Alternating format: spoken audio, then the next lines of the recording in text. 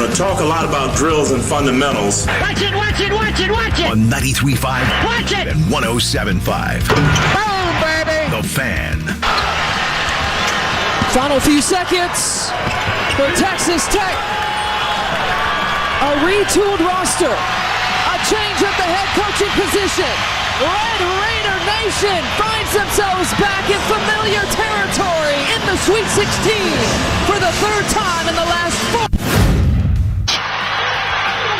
Ivey's going to run it out, and it is over. Purdue is indeed for real. The Boilermakers have punched their ticket to Philadelphia and the Sweet 16, where the Cinderella Peacocks of St. Peter's await. And that's going to do it. St. Peter's never trailed.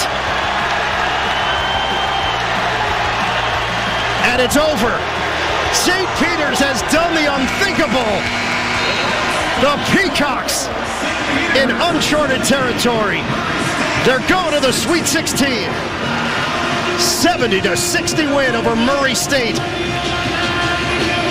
St. Peter's emerges as a tournament darling.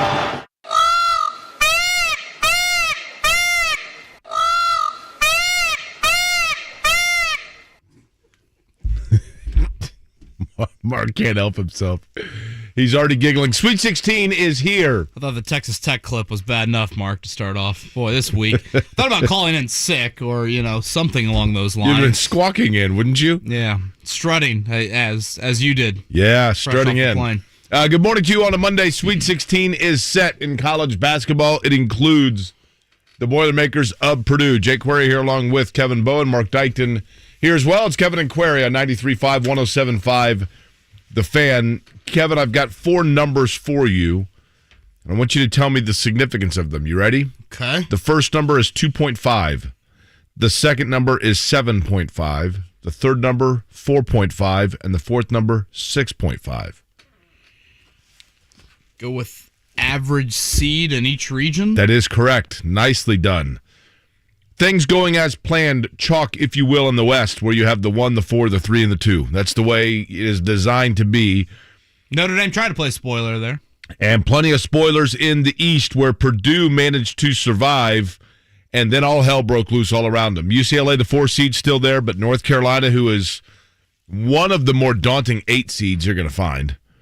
And then obviously St. Peter's, as we talked about, the 15. Over in the South, you have Arizona and Houston. I don't know that there's any real surprise that Houston's there. Kelvin Sampson can flat out coach. And let me tell you, I'm so tired of people that are like, see, if Indiana just would have held on to Kelvin Sampson.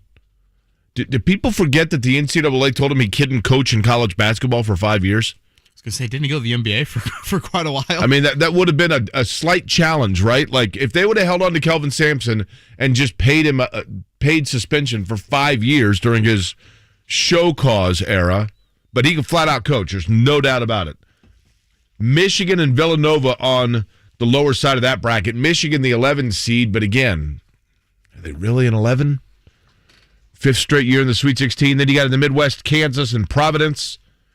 Providence, one of the more off-the-radar 4 seeds you're going to find. Then Iowa State and Miami of Florida, Stephen Holder's Hurricanes, and my buddy Rob Lynch's Iowa State Cyclones.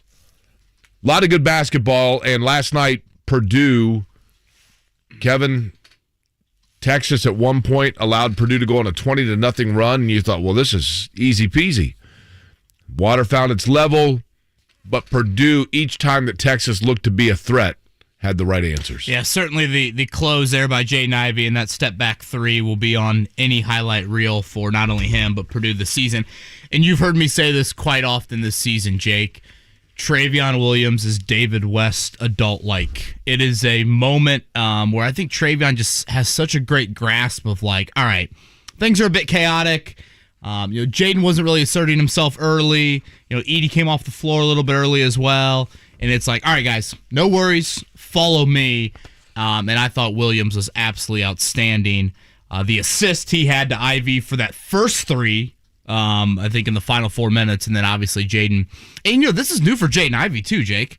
It's not like last year Purdue made some deep run or, Jayden was really known as, all right, this is the first team All-American, the unquestioned guy that you get the ball to, late game situations, things like that. There are moments of it, but still to do it in a March stage is different. So while the rest of the Big Ten, or the vast majority of the Big Ten, was reeling over the weekend, Purdue punched their ticket, and now they will not take off the white jersey, right, until the Final Four with how that bracket has opened up for them. Is Trevion Williams ambidextrous?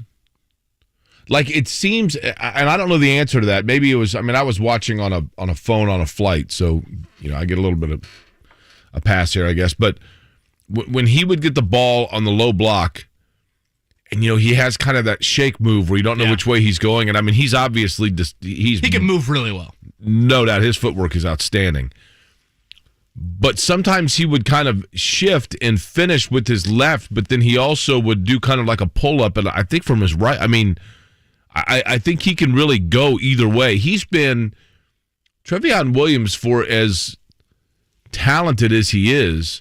It's funny to me that you don't hear more like national talk about him, because he's kind of, David West is a really good comparison. He just kind of feels like the true glue in the middle, the big brother that everybody kind of looks towards. Yeah, right? I tweeted out last night, there is an adult-like feel to when he gets the ball. It's just a calming influence. And sure, he thinks he's whatever, the Jason Williams and making these crazy passes and things like that.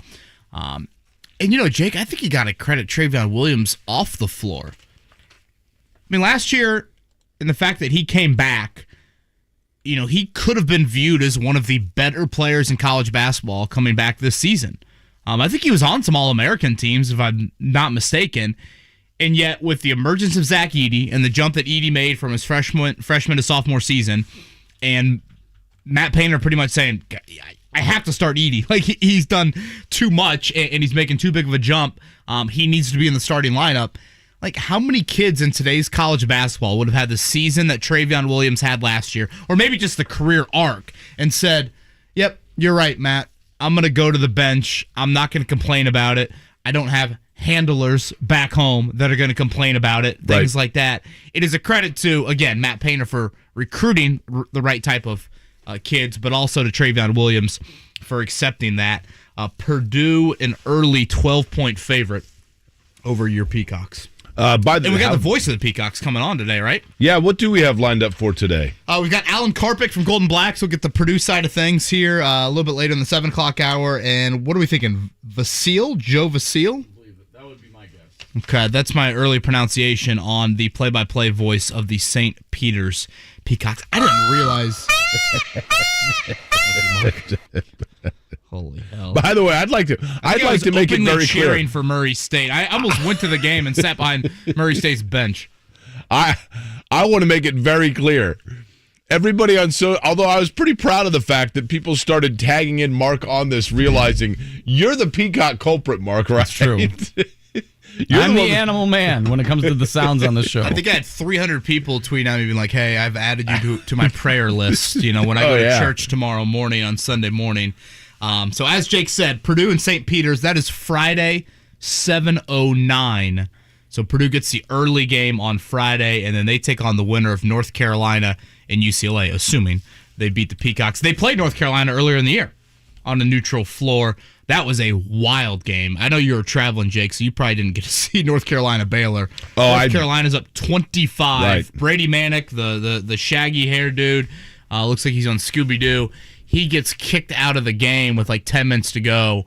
And watching I would rather hear the Peacock sound nonstop for 12 straight hours than watch North Carolina try and break the Baylor press one more time. You have to count with me twice. Seriously. Baylor, I was following. That was during qualifying. I was down in Texas for the IndyCar race. It was during qualifying that was going on, and I'm on a group text with a bunch of people from high school, and they were talking about the game, and I'm like, oh, man, Baylor's going to get bounced. This just continues to open up for Purdue. And my thought, of course, was Purdue's got to get past Chris Beard, who's knocked him out when he was at Little Rock, knocked him out when he was at Texas Tech. Yep. And, they got past that. Now St. Peter's is there, and typically this is where, and St. Peter's is an unbelievable story. There's no doubt about it. The way they defend, the way they believe in each other, They have good, steady, down-the-stretch guard play that hit free throws to salt games. And I mean this as no disrespect to St. Peter's at all, who admittedly, and I am not afraid to admit this, I had never heard of St. Peter's University until a week ago. Which is rare for you. I honestly, yes. I was like, St. Peter. My dad does a draw for all of us in my family every year, and I had St. Peter's, and I'm like, St. Peter's, like, that's a joke, right?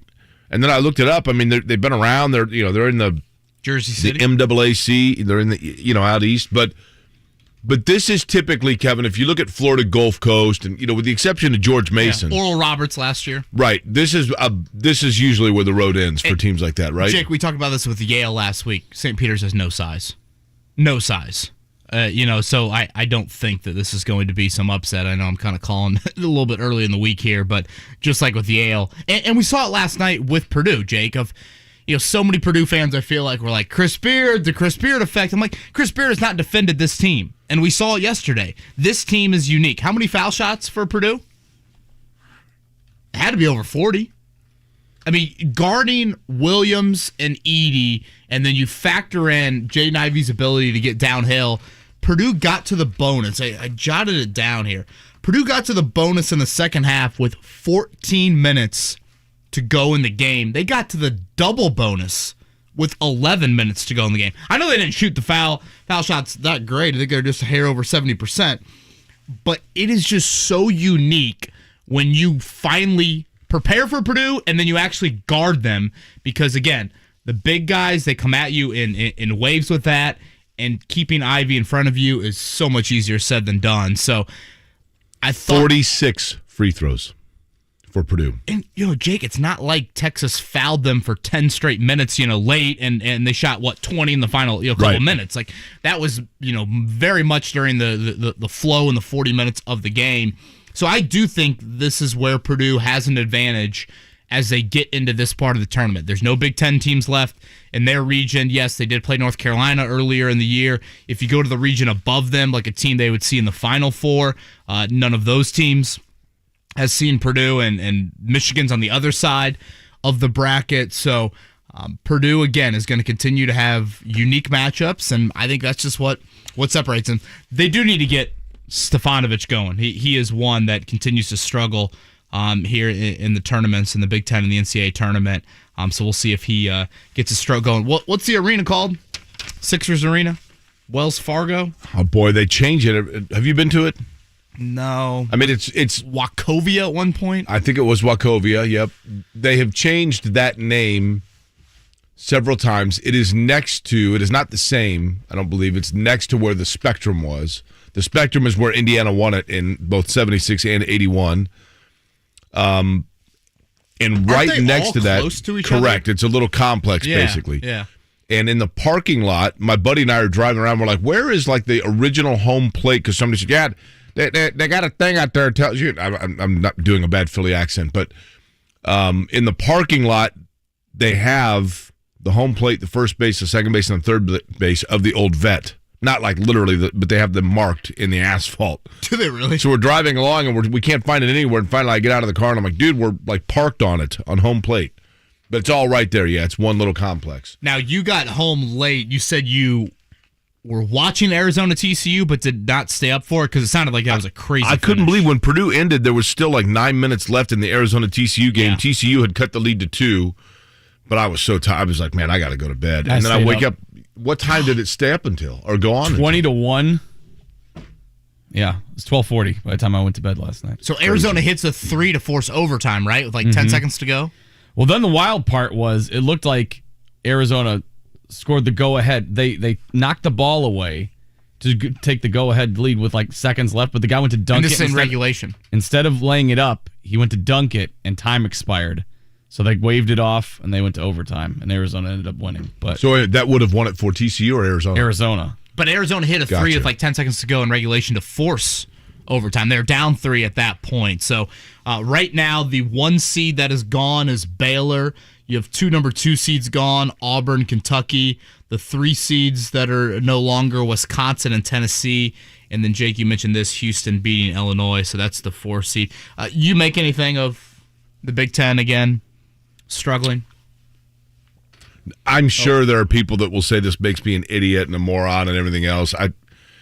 Look, first off, it's always going to be easy to say you struggle when you have like 9 teams in and only 2 or 3 have success or whatever else. I think part of it's just matchups, to be honest with you. I know that sounds crazy. I'd say Wisconsin and Iowa, the true disappointments. I mean, Michigan State's super competitive. Clearly, but then you can look at it and say, well, hey, how strong is the Big Ten that Michigan's in their 5th straight Sweet 16 and they, were not a top 3 or 4 team in the conference or not one that was expected to be a top 3 or 4 representative, right? I mean, Michigan State, disappointing, sure, but they lose to Duke. What are you going to do? I don't classify Michigan State in that category. I think it's more of just not necessarily this year, Jake, with the Big Ten, but now you're getting into the. I get it. No national champion since Michigan State in 2000. Those sorts of things. I mean, there's no doubt their style of play probably is a little behind what others are doing, but I think they just get tough matchups too. Like I think Houston's really good, and when a Kelvin Sampson coached team you're going up against, you're going to get absolutely run ragged in terms of what they do defensively. Things like that. I don't know that you'd necessarily, Ohio State losing to Villanova. I mean, Villanova's really good. Yeah. Oh, yeah. I would agree. Go ahead. No, I was going to rattle off the schedule for the Sweet 16. Begins on Thursday. Gonzaga and Arkansas will get things started out west. Then Michigan to Villanova. That will follow. And then the nightcap. So these are late, like 9:30, 10 o'clock. Duke, Texas Tech. Texas Tech, a slight favorite in that one. And Arizona, Houston is the late game on Thursday. And then Friday, as we mentioned, Purdue and St. Peter's will get things started at 7 o'clock. That is from Philadelphia. The Chicago region is also on Friday. Kansas Providence will tip about a half hour after Purdue. And then the late games on Friday night. North Carolina, UCLA, and then double-digit seeds, Miami and Iowa State. I think it's the 4th time in tournament history we've had double-digit seeds meet in the Sweet 16. Now, Kevin, allow me to ask you this. I was gone, like I said, at IndyCar over the weekend, so I don't get to pay as much attention. Did I miss big Colts news? Well, maybe like an Abby hat pick from Irsay on Twitter. I don't know if you missed anything. Can we get into that after the update? Because I'm very confused. Yeah, well, I feel like, Jake, now we've moved this Matt Ryan bonus to Tuesday. Do you think they have a quarterback by the end of tomorrow? Yeah. That's Chris Ballard in the Colts free agency. I didn't know if that was a peacock sleeping or if that was...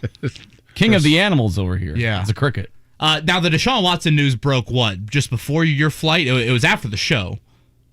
Correct. It was before I was... So now we know Baker Mayfield is certainly gone from Cleveland.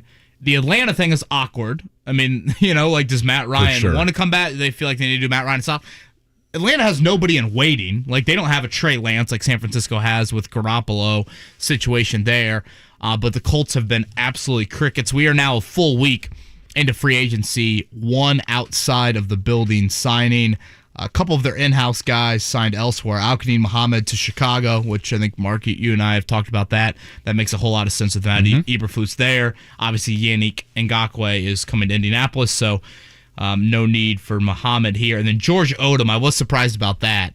Pretty good special teamer and a nice rotational safety. He signed with the 49ers. So, Crickets. Baker, Matt Ryan, Jimmy G, Winston, Mariota. Those 5. Am I missing anybody? Did you say Winston? Winston, yeah. Gardner Minshew? I guess Gardner. Is Gardner a free agent or you're trading for him? I thought you got to trade for him. Oh, you'd have to trade for Gardner Minshew? Pretty sure. The Baker thing is interesting to me. Maybe he'd offer you the highest ceiling, but Cleveland has questions. And again, I get this. Cleveland just signed Deshaun Watson with all the civil lawsuits that are going on.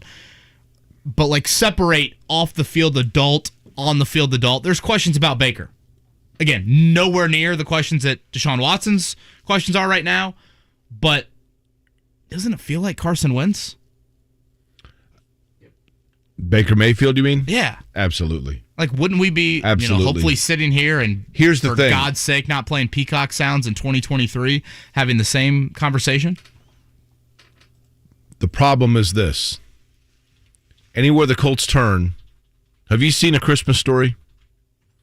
Yeah. No, I'm sorry, A Christmas Carol with Jacob Marley and Yeah. Tiny Tim. Yeah. Scrooge, yeah, he's probably the main guy, right? You have the ghost of Christmas past comes, right? No matter where the Colts turn, the ghost of Christmas past is staring them in the face. And I'll explain in a little bit what I mean by that. Boy. But each player represents great something. Tease. Thank you. How about that? Peacocks and Christmas Story in the first 20 minutes. Covered it all. Entertaining, educational. That's right. Right and here. Intriguing. Monday on Kevin and Query. Well, I talked to Jake, a great IndyCar finish as well that Jake called on Sunday. So we'll talk about that, set up a little bit more of what the tournament looks like. Again, Alan Karpick from GoldAndBlack. He'll join us here in about 20 minutes or so. The voice of the Peacocks, Joe Vasile, St. Peter's play-by-play voice, going to join us in the 8 o'clock hour. And Joel Erickson to talk about the Colts' inactivity and where he thinks they will turn at quarterback as the second week of free agency begins. He will hop on at 9 o'clock. Good Monday morning. Looks like a very nice Monday here in the Circle City before a little bit cooler stretch the rest of the week. Thanks for tuning in to Kevin and Corey, 93.5, 107.5, The Fan. The Ride with JMV. From The Athletic, he covers the Raiders. Vic Tafer, how would you describe Yannick Ngakoue? Gus Bradley definitely loves him, and Gus brought him in last year to kind of lead, veteran influence in some of these guys. Ngakoue's matured a lot the last 3 or 4 years. Gus knows that his strengths lie in getting pressure on the quarterback and helping the defense get things done. The Ride with JMV. Weekdays 3 to 6 on 93.5 and 107.5. The Fan. No one should read your personal messages. That's why WhatsApp uses end-to-end encryption. It protects whatever you send before, during, and after you send it. Always message privately. WhatsApp. The Mower Shop in Fishers has all your residential and commercial mowers, outdoor power equipment, parts, products, and service also at themowershop.com and 317-849-9500. BetMGM, the king of sportsbooks, unleashes the spirit of Las Vegas with BetMGM rewards. Every time you make a wager at BetMGM, you can earn BetMGM rewards points that you can redeem for online bonus credits like free bets and risk-free tokens. Planning a trip to Vegas? You can also convert your BetMGM points into MGM rewards points that you can use towards dining, shows, and hotel rooms at over 20 MGM Resorts properties located on the Las Vegas Strip and nationwide. BetMGM Rewards is sports betting's premier loyalty program featuring exclusive offers, incredible experiences, and valuable perks when you wager on the BetMGM app. Sign up with BetMGM or log on today to get an even bigger piece of the action with BetMGM Rewards. Visit BetMGM.com for terms and conditions. Must be 21 years of age or older to wager. Indiana only. If you or someone you know has a gambling problem and wants help, call 1-800-9-WITH-IT. O'Reilly. If your vehicle squeals or grinds when you slow down or just isn't stopping like it used to, you may need new brake rotors and pads. Now through May 24th at O'Reilly Auto Parts, get 15% off a set of Brake Best Select or Import Direct brake pads and 2 rotors. Restore safe braking and save money now at O'Reilly Auto Parts or order online at O'ReillyAuto.com. O'Reilly Auto Parts. Business owners, are you feeling the pressures of running your business? There's a limit to what you can do and still keep employees engaged. Insperity can help. They put 30-plus years of HR experience to work helping you with hiring, training, HR administration, and compliance while giving your employees competitive benefit options. Because you're able to focus on other priorities, your employees can thrive and your business can grow. With Insperity, nothing seems impossible. Full-service HR, employee benefits, HR technology. Insperity, HR that makes a difference. Your neighbor Mark loves spring in Indy, but he hates to paint. So he called Rhino Shield. It's a 2-story home built in 1992. Around 2001, looking at needing to paint, I heard a radio ad, with Rhino Shield, you won't have to paint again for another 25 years. That's because Rhino Shield's not paint, it's better. They're very professional. We had everything done. Everything that would typically be painted on a house was done, and it was very fast. All right, Indy, get the 25-year guaranteed protection of Rhino Shield right now for 15% off the regular price. It was done in 2001 and still going strong. From what I've seen on our home, they can easily offer a 25-year guarantee and not worry about it. Here's owner Shane Smith. This offer is limited, so call me at 888-RHINO-41. That's 888-RHINO-41. Don't paint. Don't vinyl. Go Rhino. No paint, don't vinyl. Go Rhino Shield. Never paint your house again. Rhino Shield. Hey, it's Big Joe for your trusted local independent American Standard Heating and Air Conditioning dealer, Kirby Heating and Air Conditioning. Robert Kirby says the dependability of American Standard products is not by accident. American Standard, they're doing more research and development. They have it tested in the field. So when it comes out, there's just not very many problems. I mean, we get a new product line on a new furnace, and it's just very reliable. And Kirby is very reliable at 317-892-3614. Kirby Heating and Air Conditioning is your trusted local independent American Standard dealer. There's only one company that meets the gold standard in hair restoration and hair transplants. We Grow Hair Indy. Hey, it's JMV, and I'm here with Darren Andrews. Darren, people are coming from all over the world to We Grow Hair Indy to grow their hair back. Hi JMV, it's great to be here. Yes, they are. And JMV, as you know, we are very proud of the technology and the results at We Grow Hair Indy. We Grow Hair Indy is one of only 2 places in the entire US that offers both the Artist Robotic FUE and our trademark procedure, multi-unit hair grafting. I was tired of my bald spot, which is why I went with multi-unit hair grafting and got more hair in one procedure. Call 888-724-5129 for a free evaluation. That's 888-724-5129, 888-724-5129, and grow your hair back. The one company that has the best technology and results. WeGrowHairIndy.com, the gold standard in hair restoration. Every dribble, every pass, and every bucket, all in the palm of your hand. Because now you can sign up and bet. No strings attached with Bet Rivers Sportsbook app featuring award-winning customer service. Live in-game bets, player props, and instant betting bucket to bucket. Don't miss out on all the big games. Get in the action with Bet Rivers Sportsbook app. Must be 21. Must be located in Indiana. Gambling problem? Call 1-800-9-WITH-IT. 1-800-994-8448. Center update on 93.5 and 107.5. The Fan is presented by Big O Tires, the team you trust. All right, let's get things started with Purdue heading to their 5th Sweet 16 under Matt Painter. They hold on to beat Texas.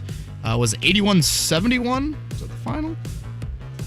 For the Boilers there. Here was Matt Painter afterwards. Were you expecting me to have that in front of me? 81-71 is correct. 81-71, so a little cover there. I think it was 3.5, 4 right there was a spread for Purdue. Here was Matt Painter on Jayden Ivey, step back 3 with about a minute to play to put things on ice. Well, just putting the ball in his hands. We were going to Travion a lot in that stretch, and just trying to put the ball in his hands just to break people down. We were going to slip out of a ball screen because I didn't want to bring that 5 there because they were doubling and corralling his ball screens, and so we wanted him to turn the corner, but he'll, like, when he gets space and the people back up and take his drive away, he'll just stop and bury it. So he obviously has the freedom to do that, but just a great play. He's had moments, like that in his career, to where, like, it's kind of plan B is the best plan sometimes. I always love, by the way, when coaches and I mean, I would probably do the same thing. When they answer questions that they're doing it in their vernacular. And everybody's like, oh, yeah, okay. We tried to run it. We slipped through on a 5-wide ball screen, and they run that double curl up top with a collapsed corner wing help. Okay. Yeah. Sure. Tell me like I'm 6. Honestly, that shot, Jake, for me at least, was reminiscent of some Carson Edwards plays from a few years ago. Just kind of clear out, let that guy make a play, and Ivey certainly did that. Travion Williams was incredible. And really, I thought in moments there in the second half when Texas would, take the lead or get back into it, you had some of their depth show up again. We hadn't seen that necessarily, but Ethan Morton, really important minutes. Caleb First, the freshman from Fort Wayne, hit a huge corner 3. Eric Hunter did some things as well. So Purdue into the Sweet 16. They get the Peacocks of St. Peter's on Friday, 7:09 from Philly. So that region is what? St. Peter's, Purdue, UNC, UCLA? Correct. Gotta think a lot of black and gold in that building, right? I would think. I mean, I know Philly might not have been. Carolina's going to have an awful lot of people there. Yeah, they will. They will. I mean, St. Peter's, do they have a... Philly's not far from where they're playing, but what's their enrollment? 2,300, isn't it? Did you see their gym? It looks small? like Eastwood Middle School. Gosh, if that. Wooden bleachers in their gym. Hour and 20 minutes. St. Peter's from Philly, I saw. The Pacers get back-to-back wins for the first time in 2 months, which isn't good for the old Tankathon. They beat the Rockets, came back and beat them on Friday night. To be fair, two just horrific teams in Houston and Portland. But still, 121-118 over Houston on Friday. Goga Bitadze did not miss a shot from the field. 23 points, 9 of 9 from the field. Come on, Goga, you're screwing things up. They beat Portland then. Yesterday, a little matinee over at Gainbridge Fieldhouse, 129-98. Both teams deep. We haven't done the Tankathon in a while here. Deep in the G League, honestly. As again, the Pacers went back-to-back for the first time since January 20th. All right, here we go for the Tankathon. You ready? I think they might have slipped Sacramento. I think they are behind Sacramento now, so they are currently 6th. If we do the ping pong balls here and They've got divvy the it up. Kings on Wednesday. With the second pick in the 2022 NBA mock draft, the Indiana Pacers select Jabari Smith of Auburn University. Sacramento is on the clock. They have Jayden Ivey 4th. I don't know about that. Yeah, Auburn. Miami really controlled that game. That surprised me, man. I had Auburn. I mean, nobody cares where you had it, right? But, I had Auburn. Yes, that Midwest region now. Kansas, Providence. That's Friday at 7:30. And then Iowa State, Miami. So we will have at least one of those teams, one of those double-digit seeds, will play for a trip to go to New Orleans for the Final Four. Speaking of the tournament, let's flip it over to the women. IU, they're taking on Princeton today in the second round. That is tonight at 8 o'clock. IU beat Charlotte, handled them, and those games are in Assembly Hall. Princeton upset Kentucky, so it'd be a 3-seed IU versus the 11-seed Princeton. They showed Niele Ivey, Notre Dame's women's basketball coach, a lot last night, obviously the mother of Jayden Ivey. Notre Dame has got Oklahoma. Oklahoma beat IUPUI in the opening round. That is at 6 o'clock tonight. And Jake, how about that finish you were at yesterday? Yeah, the IndyCar race in Texas. Scott McLaughlin, the second-year driver for Roger Penske, who won the opener in St. Petersburg, really in control the late stage of the race, but his teammate Joseph Newgarden was closing in quickly, and as they came off of turn number 4, McLaughlin got caught up a little bit. David Malukas, I think it was, in traffic. Malukas, the rookie who finished 11th, had a good run. But McLaughlin, I think, just kind of had to check up, and Newgarden took advantage right then, and boom, made the pass at the last minute. So Joseph Newgarden, the winner in Texas. And a great IndyCar oval debut for Jimmy Johnson. Jimmy Johnson coming in 6th. As a matter of fact, he was in 5th until 2 laps left. Scott Dixon, his teammate, passed him. But yeah, listen, he's going to have a week to practice and get a feel for IMS, which obviously he knows well anyway. Victory Circle in Texas is named for Jimmy Johnson. Really? It's the Jimmy Johnson Victory Circle. And I'm like, well, okay. And that ain't the coach. I don't know. He had that type of storied history at that track. I know, exactly. So, you can't count him out when it comes to Indy. I think people were very encouraged. Jimmy Johnson got out of the car and was absolutely thrilled. He was had this huge beam on his face, and Chip Ganassi walked up, and he's going to be fun to watch in the month of May. Yeah, thrilling finish there in Texas. So, shout out to Joseph Newgarden for, Penske 2 for 2 to start the year. Andretti, kind of a tough race for that team yesterday. All right, we come back here on Kevin and Query. A lot of Colts quarterback news to get to. Is this the day for Matt Ryan? We'll touch on that. Where are things at? Baker Mayfield, Jimmy Garoppolo. There's been some reported trade value associated with him. Is he worth the price tag of a couple of second-round picks? Alan Karpick from GoldAndBlack will join us as well in about 10 minutes to talk more about Purdue advancing to the Sweet 16. Good Monday morning to you. Thanks for tuning in. 93.5, 107.5, The Fan. Join me today. We are going to talk about the weekend hoops, Purdue included. We're also going to talk to Don Fisher one final time. And, of course, get into the Colts quarterback situation. Join me noon to 3. The Fed has raised rates. But there's still time to lock in Golden Oak Lending's low 2.875% rate. I'm James Hawkins, president of Golden Oak. With home values at all-time highs and our low rates, you can pull more cash out of your home. Call 317-706-GOLD today. Golden Oak Lending cured my blues. NMLS 114937, 2.875% fixed, 3.976% APR. FHA 15-year mortgage with 20% equity and approved credit. When a health system treats patients with the very best in medical care and compassion, it needs a rare kind of staff. That's why Eskenazi Health never stops looking for professionals who understand that technology is most effective when paired with a genuine human touch. If you are a nurse, a social worker, or another professional interested in a career with us, visit eskenazihealth.edu/careers. Eskenazi Health, one of Becker's 150 great places to work in healthcare. Jake Query here. Recently I returned to college to finish my degree, and I encourage you to join me. Whether you're like me and life simply got in the way, or you never went to college at all, Indiana offers financial assistance for those ready to move forward. If I can do it, I know you can too. If you're looking for a better job or doing it for your family, Indiana has grants to pay for over 150 certificates in high-wage industries. You're sure to find a tuition-free option that fits you. To apply, visit nextleveljobs.org today. Sponsored by the Indiana Commission for Higher Education. That's nextleveljobs.org. We buy any car. We buy any car. We buy any car. Any. Trading in or selling your car, truck, or SUV? WeBuyAnyCar.com takes the hassle out of selling in just 3 easy steps. 1. Get your free online valuation. 2. Drive to your local car buying center. And 3. Walk out with your check in as little as 30 minutes. So don't wait. Get your free online valuation now at WeBuyAnyCar.com. Find out how much your car's worth at WeBuyAnyCar. The Eagles Hotel California Tour. Welcome to the Hotel California. Live in concert with a full orchestra. Performing their iconic album Hotel California, beginning to end. Plus a greatest hits set. The Eagles. Tomorrow night at Gainbridge Fieldhouse. Get tickets now at Ticketmaster.com. You know, when Trayvon Williams took that shot to the you-know-what last night, I'm thinking, oh boy, QC Kinetics might be getting a call there from West Lafayette. Well, if you're suffering every day from joint pain, QC Kinetics can help you out in this very area. We're talking natural biologic treatments that can give you lasting relief. They are the nation's leader in regenerative solutions that can restore and repair damaged tissue with no surgery and no drugs.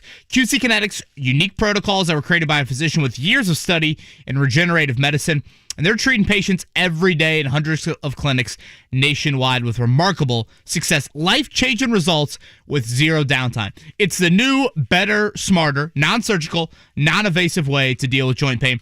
And they're right here, ready to help all of us right now. So call for a free consultation and make this spring and summer your best ever with no joint pain holding you back. Call QC Kinetics now for your free consultation. 463-235-7160. That's 463-235-7160. Finding great candidates to hire can be like, well, trying to find a needle in a haystack. Sure, you can post your job to some job board, but then all you can do is hope the right person comes along, which is why you should try ZipRecruiter for free at ZipRecruiter.com/hire. ZipRecruiter doesn't depend on candidates finding you. It finds them for you. Its powerful technology identifies people with the right experience and actively invites them to apply to your job. You get qualified candidates fast. So while other companies might deliver a lot of hay, ZipRecruiter finds you what you're looking for. The needle in the haystack. See why 4 out of 5 employers who post a job on ZipRecruiter get a quality candidate within the first day. ZipRecruiter, the smartest way to hire. And now you can try ZipRecruiter for free. That's right, free at ZipRecruiter.com/hire. That's ZipRecruiter.com/hire. ZipRecruiter.com/hire. Today I don't feel like doing anything. I just wanna lay in my bed. You're listening to Kevin and Query on 93.5 and 107.5. The Fan. So, Kevin, I had mentioned to you, by the way, Alan Karpick coming up about 6 minutes from now. It is 21 minutes before the hour. Kevin and Query here in talking about the Colts and their search now for a quarterback, which Listen, I've heard more and more people now start to say that the fan base apathy is going to settle in, and it's going to be like people felt about the Pacers here around town. Of people are going to say, why am I investing my emotions here in this team when they're just kind of sitting content while other teams get better? There probably is a little bit of truth that comes in the middle there in terms of you don't want to get overly aggressive in free agency, but you got to make some moves. But the quarterback position, it's like looking at the ghosts of Christmas past no matter who you're going with. You had mentioned Baker Mayfield. Baker Mayfield is a guy, I don't know Baker Mayfield. I see him in his funny commercials. But when Cleveland comes out and there are reports that, quote, they're now looking for an adult in the room, Baker Mayfield in Cleveland might have been dealing with or having to get out from underneath the shadow of Johnny Manziel. So maybe he was unfairly criticized or labeled because there was a PTSD within the Browns organization of the kind of diva, irresponsible guy at quarterback. But if there's a little bit of that, if in fact there's a little bit of Baker Mayfield, like an arrogance of like, I have more swagger than anybody in the room, that sounds like Carson Wentz. Jameis Winston's a guy with a really strong arm that can extend some plays with his legs,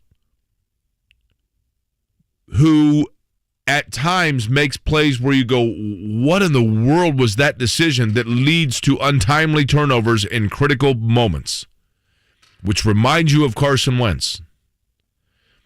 Jimmy Garoppolo, I like his skill set and the fact that he seemingly is a guy that can be a system quarterback, Kevin, but he's coming off of a shoulder surgery where you don't know exactly when he's going to be healthy again, which reminds you of Andrew Luck.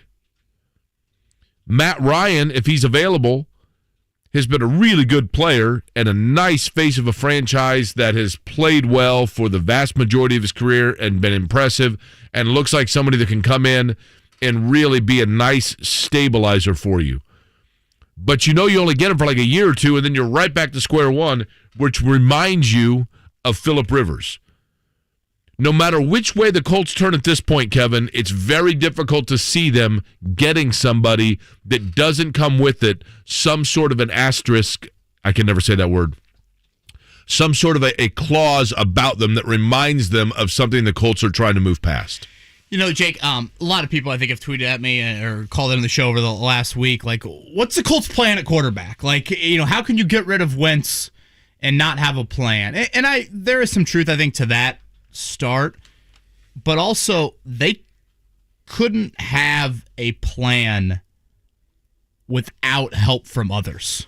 It's one thing to be like, all right, new year, the plan's this. The show's going to end. I'm going to go downstairs. I'm going to work out 3 days a week. You're in full control over that plan. The Colts don't have a first-round pick. They have nobody in-house that they would feel comfortable giving the keys to. So under those circumstances, for your plan to be executed and worked, you have to have help from other teams or players. In the case of Winston or Marcus Mariota, it would be, we want you to come here as a free agent and not feel like you want to go to one of the other 31 teams around the league.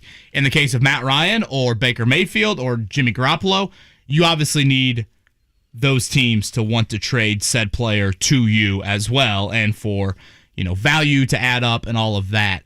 One of my biggest things, Jake, and whatever happens here, whether it is, and I would probably guess Ryan if I had to pick one of them. Again, we'll see how today's plays out with that roster bonus due for him later today. You would think something would happen. I do not want to see this team give up draft capital and be in the same position next spring that they're in right now. Like, can you imagine, Jake, if they gave up a first-round pick for Matt Ryan and we watched the same Matt Ryan we watched this past year and he looks like an aging 37-year-old quarterback? But, isn't that kind of the reality? So then, if that's reality, Jake, go sign Mariota. Go sign Winston to where you don't give up the first-round pick. It is such a major issue right now that you're sitting here in this offseason and you don't have that first-round pick. It has led you away from attracting or I should say constructing kind of possible trades to get, big-time talent here in Indy. And obviously it hinders you from a draft standpoint when you don't have that first-round pick in April. So whatever they do here this week, to me, if they give up precious draft capital, I think it will be such a mistake because whether it's Ryan or especially Mayfield, Mayfield is literally a one-year thing. Yeah.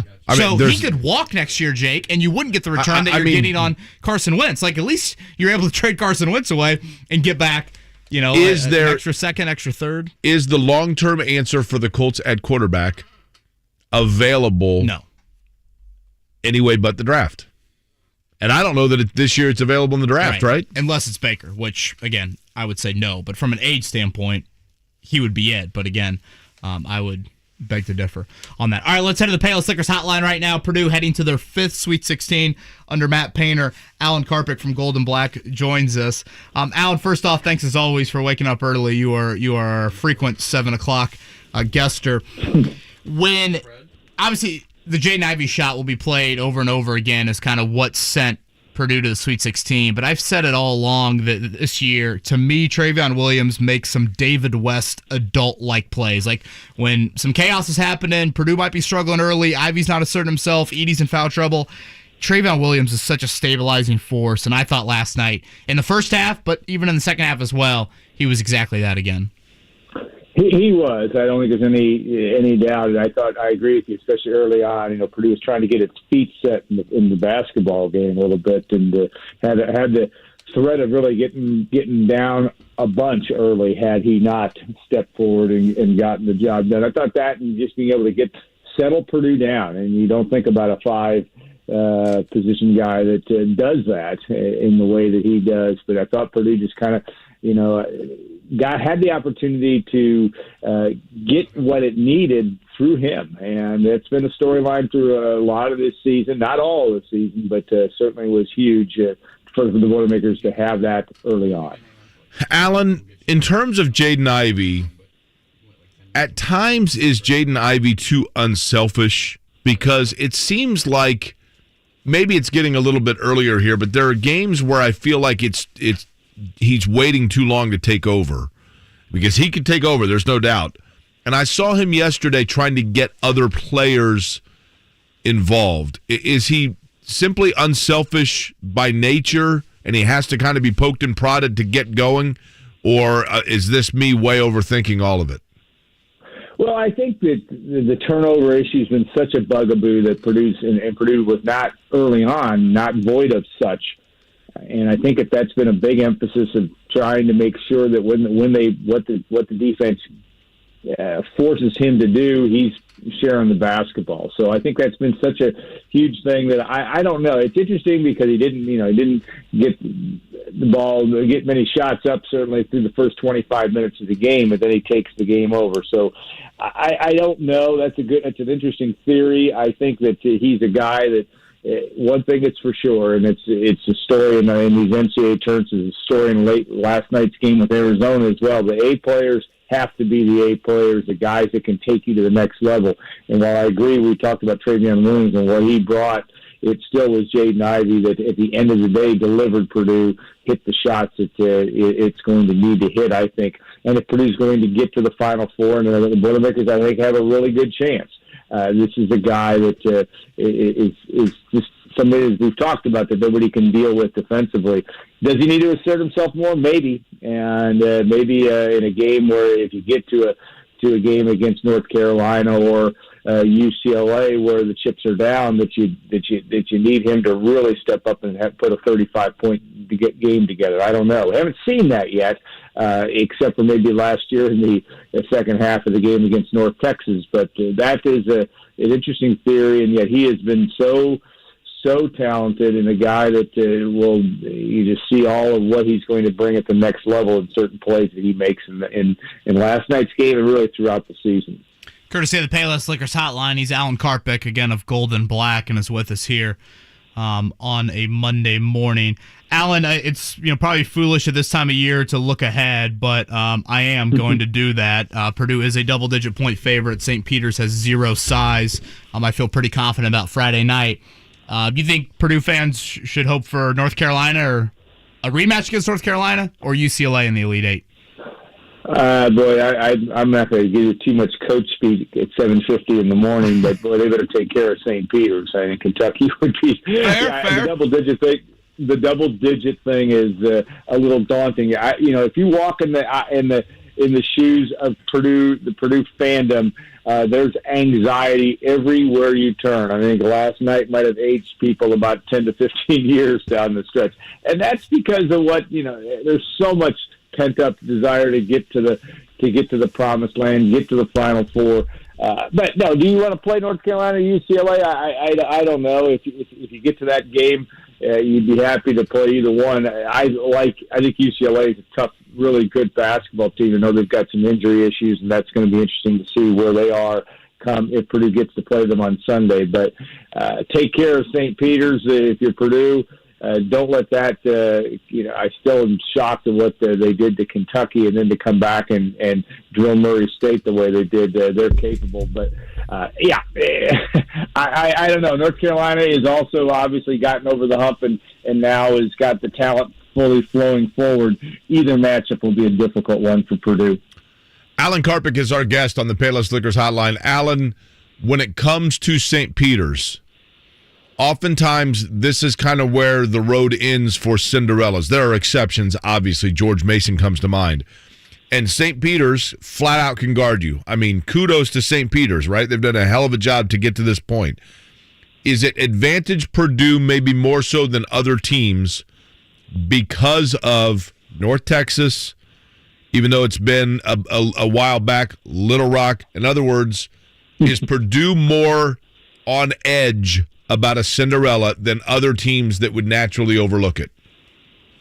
Good point. Certainly the coaching staff, I'm not sure many of the players that I'm sure they've talked to about Little Rock with Chris Bird last week, last night. There was some familiarity, even from the good Jayden Ivey would have known about that game. Yeah, I think, but certainly North Texas is right there, and I think, no 15 seed has made it past the Sweet 16, right? So this would be a history times 3 if St.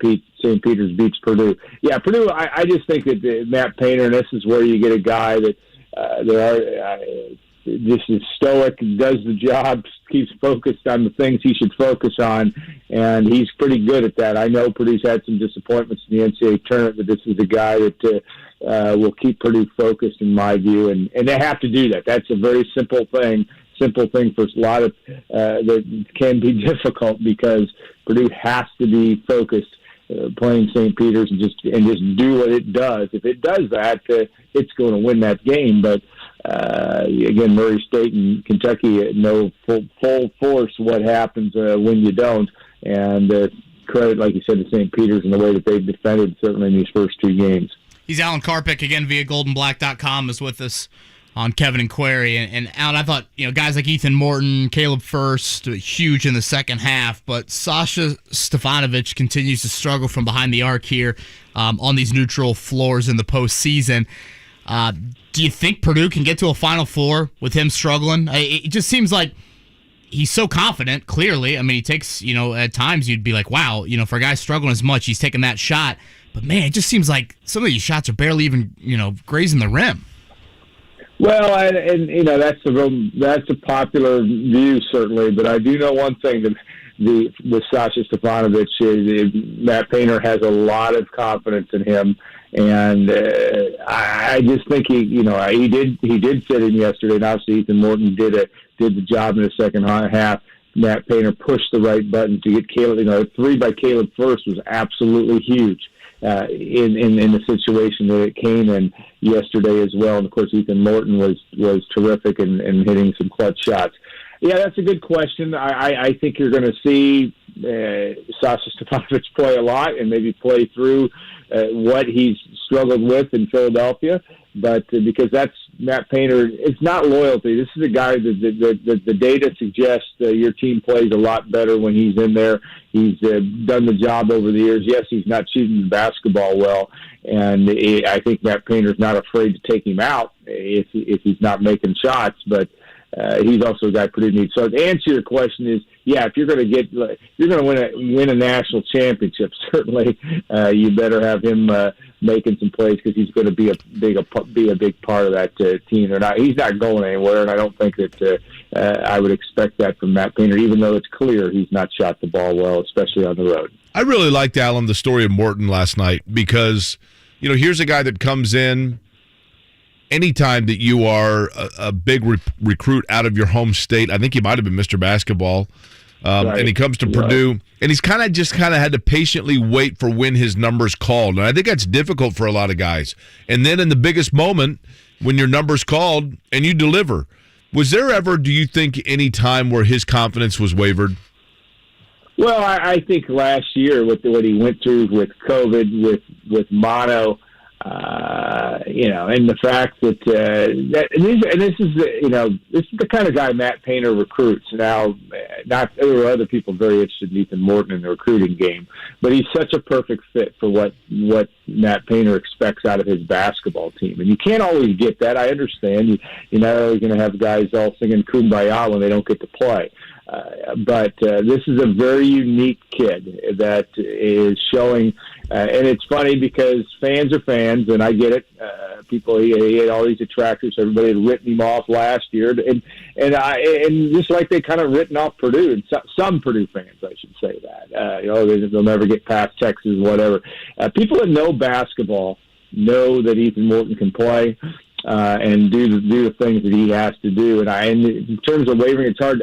He certainly, when you talk to him, he doesn't make any indication of that was a huge factor. I'm sure it was, because he's the guy that comes in expecting to, based on his high school career, to play. But he is exactly what Matt Painter expected him to be. He's what he showed in AAU, and Brian Newbert from our staff watched him time and again. This is not a flashy guy. He's going to be that same guy when he's a senior here at Purdue. He's never going to be a guy that's going to lead you in scoring, but he's going to get you a lot of wins. And he certainly played a huge role last night in delivering Purdue in the second half. Yeah, boy, hit those minutes he gave, both ends of the floor. And then, like you said, Alan, that first three in the corner, I thought that was kind of a shaky moment, things on edge a little bit there, and that was a huge shot by the freshman. Again, Friday, 7:09, St. Peter's, the nation's longest win streak right now at 9 straight. They will get Purdue in Philly. Alan, safe travels if you're heading to Philly, and as always, appreciate you waking up early with us. Oh, guys, always enjoy the opportunity to be on, and if you're at Purdue, you're hoping I'm talking about this next Monday, heading to the Final Four, but we shall see. It's going to be interesting. Certainly. It'll be a fun ride. Thank you, Alan. All right, thanks. That's Alan Karpick right there on the Payless Liquors hotline. We come back here again. Voice of St. Peter's, Joe Vasile, joins us at 8:30. We'll go Do back. we have a seal noise we can play for him?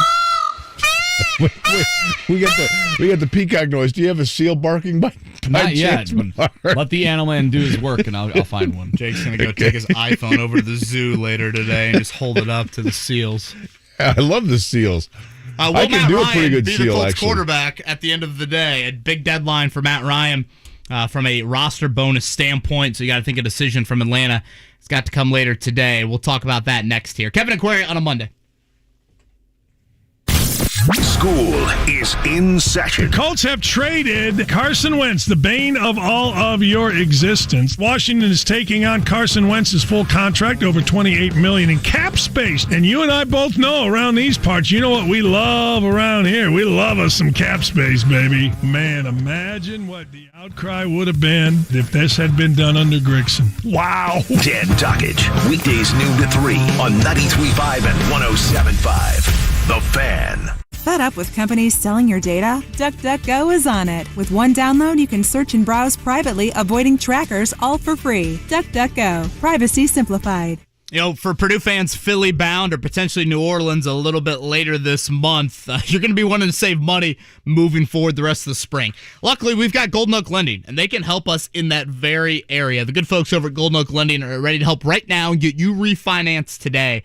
Their experienced local loan officers make refinancing and buying a breeze, guiding you through every step to ensure you never get lost in jargon or numbers. Even if you haven't done anything to your house, your home's values increased in the last year alone, giving you the opportunity Use that equity to finish a home project, pay off credit cards, or even consolidate bills. You can find out how much you could save with Zipline. That is Golden Oak Lending's fast and easy online mortgage tool. The average cash-out customer saves over $900 a month. So no matter your unique situation or goals, you have an expert lending partner for life in Golden Oak Lending. Head to goldenoaklending.com right now to see what your home equity can do for you. NMLS 114937, 2.875% fixed, 3.336% APR, FHA 15-year mortgage with 20% equity, and approved credit. When we say we're going all out, we mean it. One dribble and a dead-on three is perfect. Grab your starting lineup and join us for the next Pacers Night Out, presented by Coors Light. Put it on him, young man! Each ticket purchased through this promotion receives a Pacers and Coors Light co-branded bucket hat and an ice-cold 20-ounce pour of Coors Light. The next Pacers Night Out is against the Sacramento Kings Wednesday at 7. Get tickets at pacers.com/night out. Pacers Kings Wednesday at 7. There's only one company that meets the gold standard in hair restoration and hair transplants. We Grow Hair Indy. Hey, it's JMV, and I'm here with Darren Andrews. Darren, people are coming from all over the world to We Grow Hair Indy to grow their hair back. Hi, JMV. It's great to be here. Yes, they are. And JMV, as you know, we are very proud of the technology and the results at We Grow Hair Indy. We Grow Hair Indy is one of only 2 places in the entire US that offers both the Artist Robotic FUE and our trademark procedure, multi-unit hair grafting. I was tired of my bald spot, which is why I went with multi-unit hair grafting and got more hair in one procedure. Call 888-724-5129 for a free evaluation. That's 888-724-5129, 888-724-5129, and grow your hair back. The one company that has the best technology and results. WeGrowHairIndy.com, the gold standard in hair restoration. A while back, we at AmericanEagle.com were asked to build the e-commerce site of a major candy distributor. With the need for a website that could take into account everything from shipping times to local weather, because, candy melts, the task was not like taking candy from a baby. Fortunately, we live for a good digital challenge and free bonbons. So we got to work on a slew of complex integrations, including a shipping algorithm that factored in variables like distance, speed, and location. The website even let the end customer personalize their candy for special events, like weddings or, major website launches. When all was said and done, our client enjoyed a significant increase in traffic, which we were also well prepared for, and an increase in average order size. A sweet result indeed. For complex e-commerce sites, digital marketing, UX, and more, talk to the experts at AmericanEagle.com. Don't just grow, soar.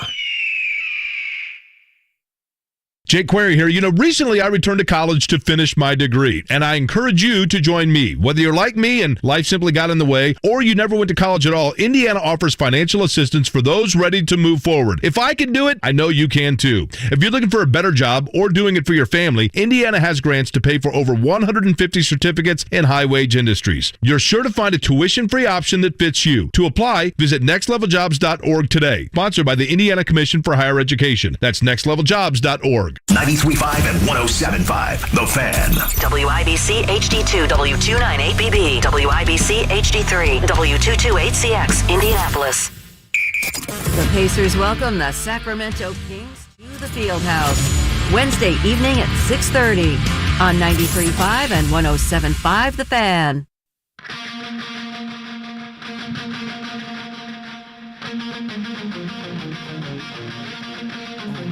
You're listening to Kevin and Query on 93.5 and 107.5, The Fan.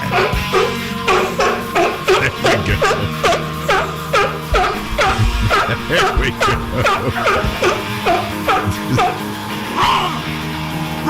What's the last one there, Mark? It's a bobcat, right? Damn bobcat again. The bobcats are out. Peacocks is still strutting. Seals, Peacocks, and Bobcats. Montana State was the Bobcats, right? God, they got smoked.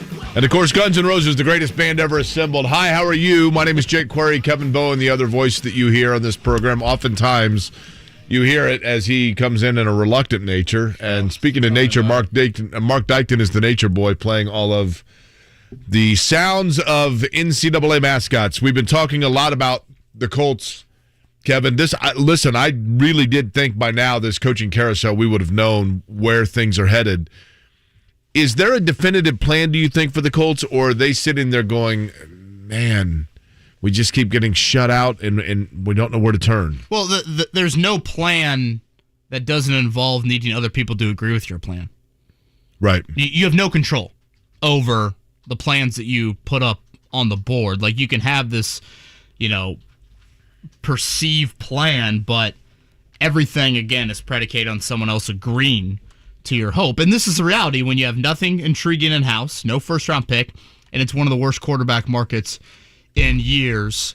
Matt Ryan, again, roster bonus due today, $7.5 million. So you would think a decision from Atlanta, one way or the other, is coming there. Now, if Atlanta trades him, who is Atlanta's quarterback? Who is their Cordarrelle backup? Patterson. I don't know. I mean, seriously, like, they have nobody. Like, it's not like they have this young waiting the wings. So I think that is one layer to this. Their only other quarterback on the roster is Felipe Franks. Yeah, household name. Who played at like 5 different colleges, I feel like. Jake, what would you think about Matt Ryan? He's a French-German fella, isn't he? Felipe Franks? What's that? What would you think about Matt Ryan under center here? I like Matt Ryan. I mean, listen, you know what you're getting, right? He's Phillip Rivers part deux. Better, worse? Lateral movement. From Phillip Rivers or from Carson Wentz? Well, I guess either. I think he's probably a slightly worse move from Carson Wentz because while maybe he can still throw a more accurate ball, although Carson Wentz doesn't have a terrible arm, he's got a strong arm. Ryan's mobility is basically shot, right? Yeah. I think he's been a really good player over the course of his career, but he is Phillip Rivers to me.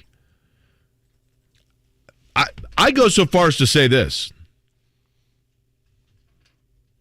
I'm at the point now of twofold.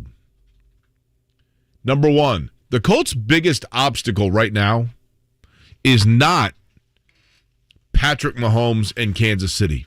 It's not Josh Allen in Buffalo. It's not Derrick Henry leading the Titans. It's not Joe Burrow in Cincinnati. It's not Justin Herbert in Los Angeles, and it's not Deshaun Watson in Cleveland in terms of their getting where they want to go. The Colts' biggest challenge and rival now, if they're not careful, is going to become fan apathy and indifference. And fans just keep going back. Your team tells you when the season tickets are due, we are all chips in. And everybody rushes out, and I can't wait to go, and we're going to tailgate again, and we're going to do this, and we're going to do that, and we're going to go to the games, and I got season tickets, and da-da. And then they go, and what happens? You sit there and you go, well, this looks like last year, and the year before, and the year before. And eventually, fans are going to be like, you know what? I just don't want to do it anymore. So it's an all-day event. I got a flat screen at home. Kind of feels like the Pacers to me. Like the Pacers get run through the coals in this town because they don't commit and they don't make the right things. I'm not saying wrongly. I mean, probably rightly so, right? I understand the indifference. NFL's different because it's only 8 home games a year, 10 if you add in preseason. So it is an event, and I understand it, and it's an event that people love going to. But, Kevin, I'm starting to see more and more people are like, wait a minute, why am I invested when they're not? Yeah, and I think it's totally fair. I mean, Jake, look at what Tennessee did over the weekend. I mean, they give up a 6th-round pick for Robert Woods.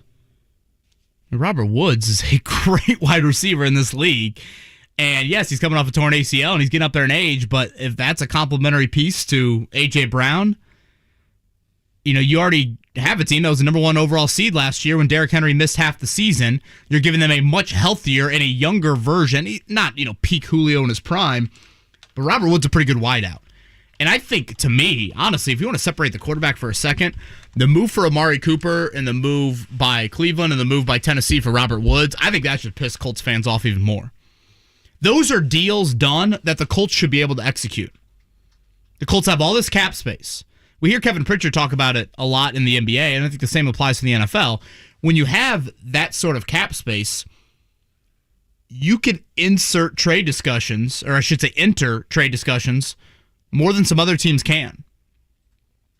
Honestly, they did a little bit of, Yannick Ngakoue and absorbing his cap. And the fact that you look at this wide receiver core and there's questions about so many of the free agents, and the Colts see Amari Cooper go to a middling AFC team that needs to do something to get over the hump.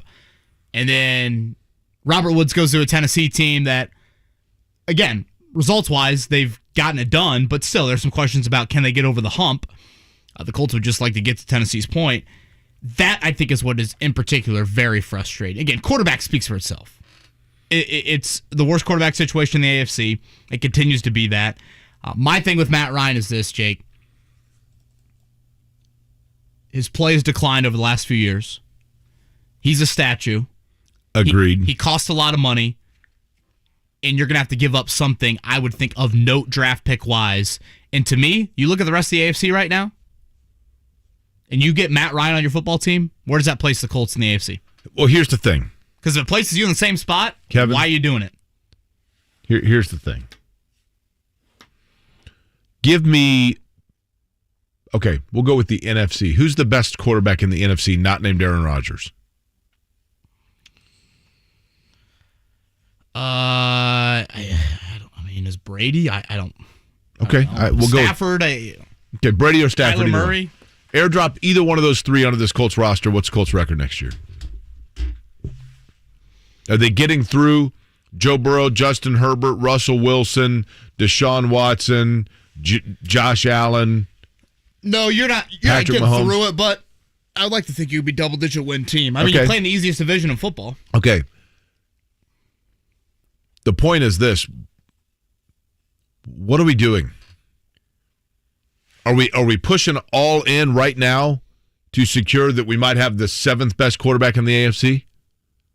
Or are we buying ourselves a few more years to plug holes at the most important positions that have been neglected, left tackle, wide receiver, in order to be 3 years away from elite level right there at the top, right at the time when Justin Herbert and Josh Allen and Deshaun Watson are in their peak?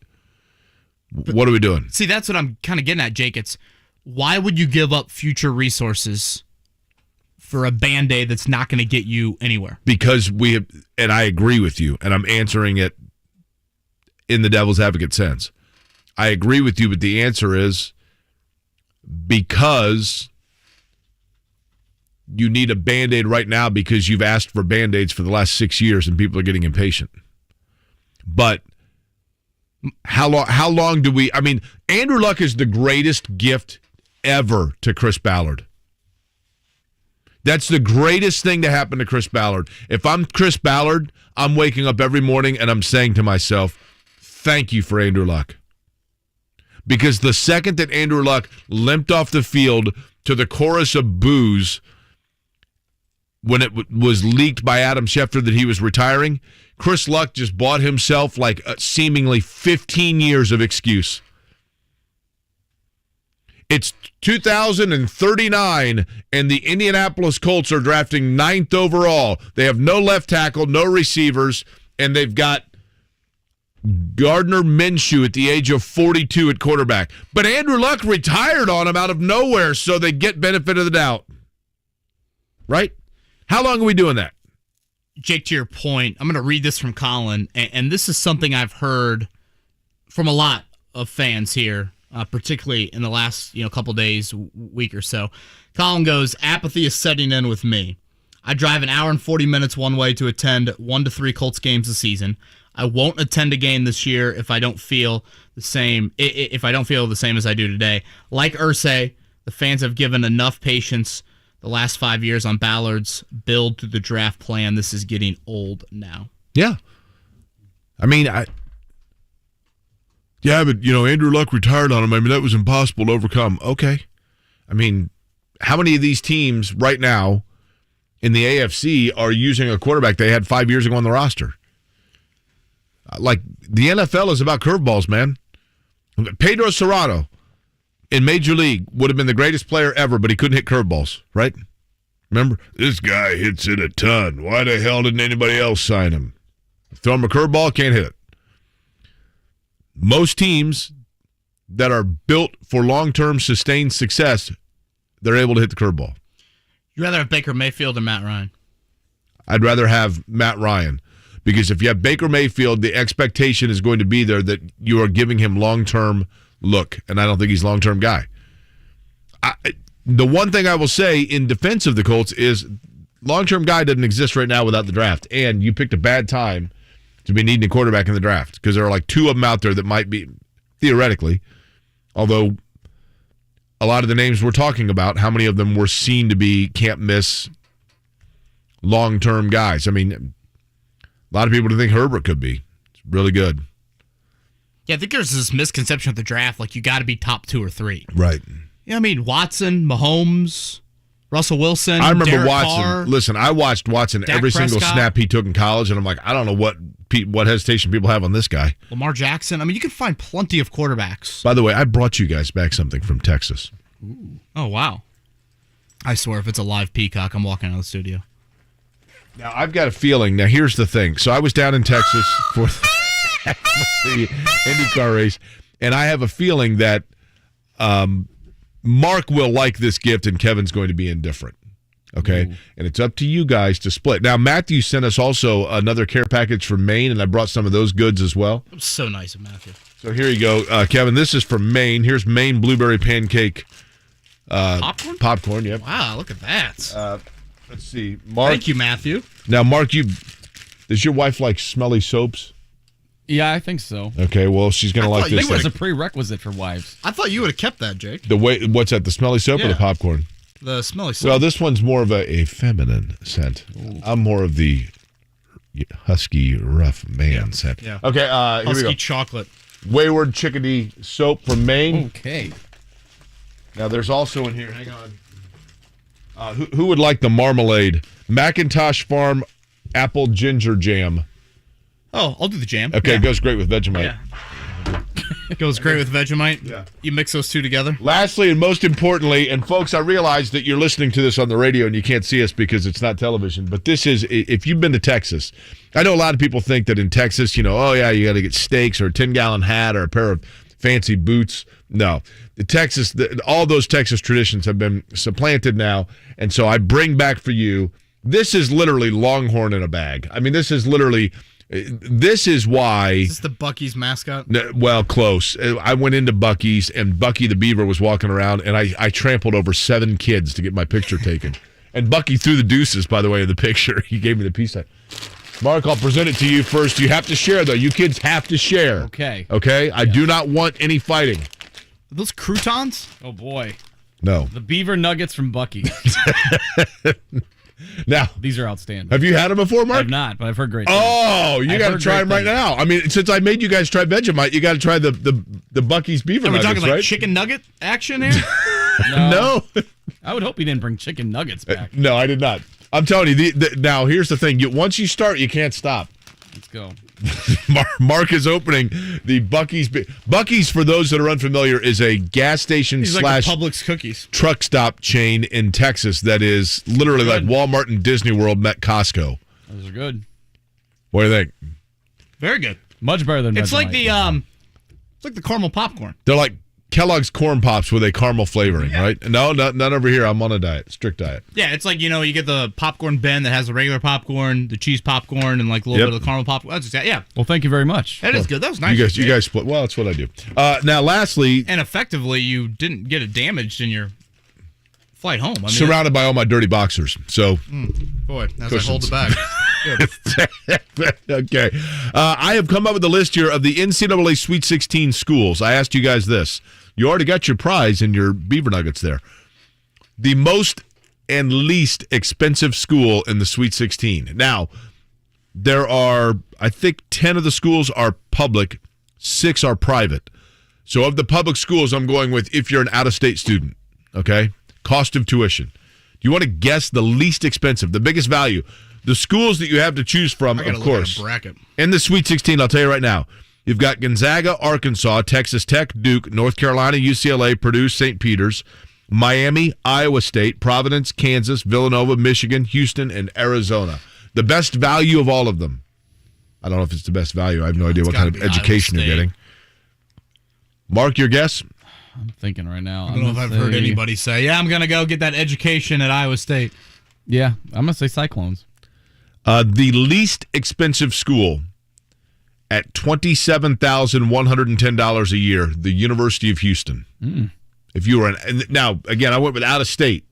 If it's a public university, so Houston is the least expensive. Do you want to guess the most?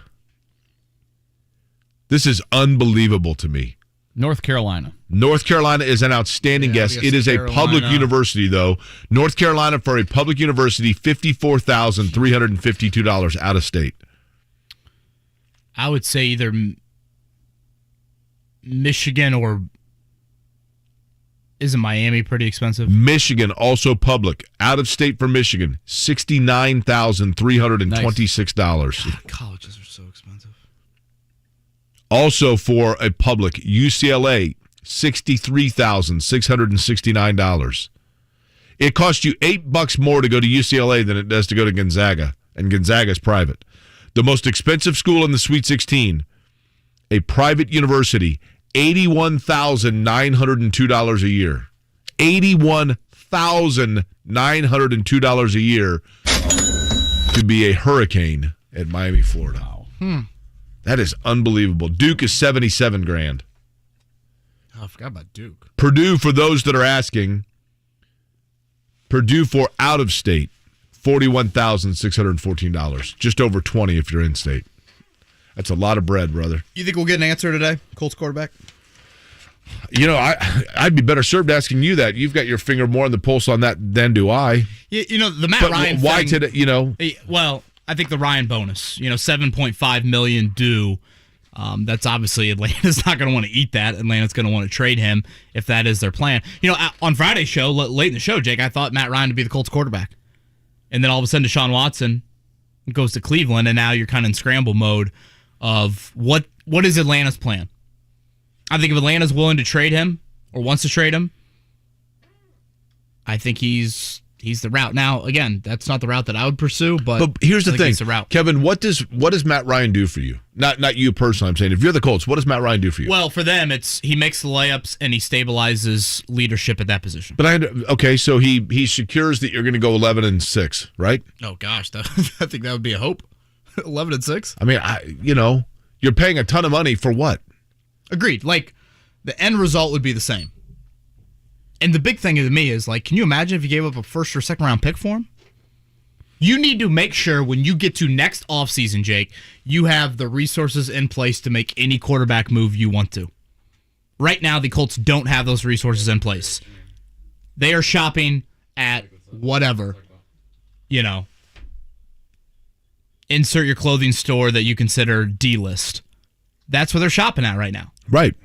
And you cannot make that same mistake next year. You made it this year with trading the first round pick for Carson Wentz. You cannot do that next year, especially if the Band-Aid can't get you deep. Time right now, by the way, for a Big O Tires Sportscenter update. The Sportscenter update on 93.5 and 107.5 The Fan is presented by Big O Tires, the team you trust. The Sweet 16 is set. Purdue is in. After yesterday's win, 81-71 over Texas, the Boilers at 29-7 move along now to play Cinderella darling St. Peter's. Trevion Williams I thought, Kevin, he was outstanding. We talked about, Morton hit some big shots for him. Jayden Ivey hit the three that people will talk about. But Trevion Williams, when Purdue most needed it on part of their 20-0 run, was virtually unstoppable. Adult-like, David West-like, that was Trevion Williams. Like you said, Jayden Ivey had the shot that sealed it. Big minutes from Caleb First. You brought up Ethan Morton earlier. Really important for him. Jake, we hadn't seen Purdue's depth, I think, help them to the magnitude that we thought in a while. I thought it was a really big moment for Morton First, two guys off your bench to really help you out in that situation. So now off to Philadelphia. They will take on St. Peter's, an early 12.5-point favorite there for the Boilers in the Sweet 16. Here was Matt Painter on the upset nature we've seen so far with this tournament. I think you're going to have some regions that have been that way before. Then you have some regions where it just kind of goes status quo. And the top seeds win. Obviously the percentages obviously say, that the top seeds are going to win more often than the other teams, but that's what makes this tournament, so unpredictable. And the thing about when you're not in the tournament, we look at it like you guys do. But when you're in the tournament, we don't look at it like you guys do. Like people want to talk to you about everything that's going on, and you're not following everything that's going on. You're, worried about your next game. And so like that's, you see highlights, you see things, and people say, well, what do you think of this? And then when you don't have a good, comment, people look at you like you're crazy. Well, I'm not following everything. I'm just worried about Texas. So the Sweet 16 schedule coming up Thursday and Friday. Thursday it'll begin with Villanova and Michigan. Check that. Gonzaga, Arkansas is actually the first game on Thursday, 7:09. Villanova, Michigan, about 20 minutes later. The nightcap on Thursday, it'll be Duke and Texas Tech. Those games are in San Francisco. Duke is in Gonzaga's region. And then the nightcap, Arizona and Houston. That'll tip around 10 o'clock. It's the estimated time there. Purdue's region will get things started on Friday. Again, them in St. Peter's, 7:09 on CBS. We will have the voice of the Peacocks, Joe Vasile, joining us here in about 5 minutes. I'll have a feeling that sound will be played quite a few times during that interview. The second game on Friday night, Kansas-Providence. I'm impressed by your guys' willpower. Nobody's diving back into the Beaver Nuggets here. Well, Kevin's hogged them all. I did. I turned off my mic just to munch on it a little bit. And then the late games on Friday, North Carolina, UCLA. You talk about the Blue Bloods there, 9:39 on Friday. And then the final game, Miami and Iowa State. So is that the most expensive and the least expensive? Is that what it is? Well, that's a great. Which one? Miami's. Iowa State. Was Iowa State? There's no way Iowa State can cost that much money. Iowa State. Hold on, I had it. Where did I put Iowa? Oh, Iowa State is $37,964. Second best value in the Sweet 16. Second least expensive. Now, in terms of the blue blood regions, I think undoubtedly with North Carolina, UCLA, Purdue, even with St. Peter's, the East is probably the most blue blood of those remaining. Although I don't know, would it be the South? Arizona, Houston, Michigan, and Villanova. Yeah, I would go there. Yeah, you've got 3 former winners in the school that's been to more Final Fours without a title than any in history. So it would be the South. You have 3 regions that have at least an 8 seed or lower in them. The chalk region is the West. Gonzaga, Arkansas, 1 versus 4. And then Duke, Texas Tech, 2 versus 3. Is this where it ends for Coach K? Boy, that's possible. Almost ended yesterday. I think they beat Texas Tech, don't you? Currently a 1-point underdog. Really? I thought Gonzaga was going to lose to Memphis, so what do I know? Boy, all the 1 seeds were on the ropes. Baylor was the one that bowed out. So saw this stat over the weekend. The defending champ has not reached the Sweet 16 in the last 5 tournaments. Really? I guess that the one and done and or senior laden teams, it's one or the other, right? It's like Baylor was a 1 seed. Shouldn't they? Yeah, you're right. 16. It's just kind of crazy stat. The Pacers win 2. First time they've won back-to-back games since mid-January, 25-47 on the year. They've got Sacramento Wednesday night here at Gainbridge Fieldhouse. We'll see if Domantas Sabonis plays in that game. He got banged up yesterday. It's the Pacers and Kings competing for, the 5th spot right now? I just did a simulator on the mock draft. Last night, Goga Batadze screwing it up. He was perfect. The Pacers now, I believe, slot 6th, right? Behind Sacramento. That's right, yeah. I just did a mock draft here on the Tankathon. You already got the number 2 pick earlier. Are you trying to get greedy? With the 9th pick in the 2022 NBA mock draft. Trace Jackson Davis? The Indiana Pacers select Benedict. I'm going to say his last name incorrectly. Oh, he hit a big one last night. Mathurin from the University of Arizona. You see that dunk he had last night? No. Can you imagine 9th after this season if the Pacers get like the 9th overall pick? I can just feel Pacers fans in the car. That would be so Pacers. Oh my God. Man. They got 10 to go, I swear. If they go like 7-3 to end the season and all of a sudden they're drafting 8th or 9th, oh my God. 25-47 on the year. 10 to go for at home. It'll be Sacramento Wednesday, at Memphis Thursday, and host Toronto on Saturday. All right, the voice of the Peacocks, we're saying Joe Vasile. Is that what we're going with? Now, is that 2 peacocks or is that 1 That's peacock? 1. Strutting his stuff. All right. Joe Vasile up next here. Kevin Corey. RX Tire and Auto's March specials include lifetime brake pads installed just $109.99 per axle and free battery and cabin filter check at CarX. For the location nearest you, it's CarX.com today. Whether your company is still in a basement office or expanding cross-country, Uline will be there on your road to success. Visit uline.com. Hi, it's Bob from Royal Spa.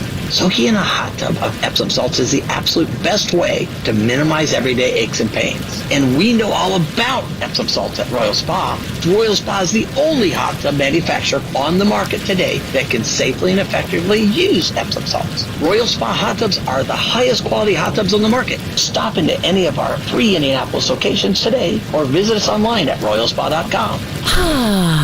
Royal Spa. Indianapolis, at Geico, our employees' careers matter to us. An inclusive office matters to me. We hear you, Kelly. Geico has employee resource groups that bring people from all communities together because diversity matters. Your hopes and dreams matter. Even giving you a little space, your lucky bobblehead matters. Want to work at Geico, Randy? He says yes. When it comes to your career, what matters to you matters to Geico. We're now hiring claims, sales, and customer service agents. Apply today at careers.geico.com/Indianapolis and let's get growing. Jake Query here. You know, recently I returned to college to finish my degree, and I encourage you to join me. Whether you're like me and life simply got in the way, or you never went to college at all, Indiana offers financial assistance for those ready to move forward. If I can do it, I know you can too. If you're looking for a better job or doing it for your family, Indiana has grants to pay for over 150 certificates in high-wage industries. You're sure to find a tuition-free option that fits you. To apply, visit nextleveljobs.org today. Sponsored by the Indiana Commission for Higher Education. That's nextleveljobs.org. Every dribble, every pass, and every bucket, all in the palm of your hand. Because now you can sign up and bet. No strings attached with BetRiver Sportsbook app featuring award-winning customer service. Live in-game bets, player props, and instant betting bucket to bucket. Don't miss out on all the big games. Get in the action with BetRiver Sportsbook app. Must be 21. Must be located in Indiana. Gambling problem? Call 1-800-9-WITH-IT. 1-800-994-8448. Hi, I'm a jewelry consultant at Shane Company. Visit us and you'll be dazzled by our stylish selection of jewelry you'll enjoy wearing every day. We have lots of styles you can personalize. Just select your favorite gemstone to create a one-of-a-kind necklace or ring. You can choose a radiant ruby or a sapphire. We have over a dozen colors, or a purple amethyst, London blue topaz, or peach morganite. We're known for our vibrant, natural gemstones. Customers love our signature shade of rose gold. It has a soft blush tone. We have all the classics in rose gold, hoop earrings, studs, tennis bracelets, you name it. We also have gorgeous gold chains in a variety of styles, including herringbone chains, paperclip chains, and more. If you want something extraordinary, check out Tom's Finds, our limited edition collections featuring rare gemstones from around the world. Whether you're looking to build your jewelry wardrobe with a classic, or you just want to treat yourself, come in and have some fun. Now you have a friend in the jewelry business. Shane Company and ShaneCo.com. Dan Dockich lays some knowledge. This is a 10-year plan, and if you don't think so, then God bless you. Colts have no quarterback right now other than Sam Ehlinger. Left tackle is no good. Cornerback is questionable. Wide receiver group not good enough, and we are going into our 100th edge rusher. You're in year 6. You haven't won nothing. You would rather have cap space than you would wins here in Indianapolis. Dan Dockich, weekdays noon to 3 on 93.5 and 107.5. The Fan.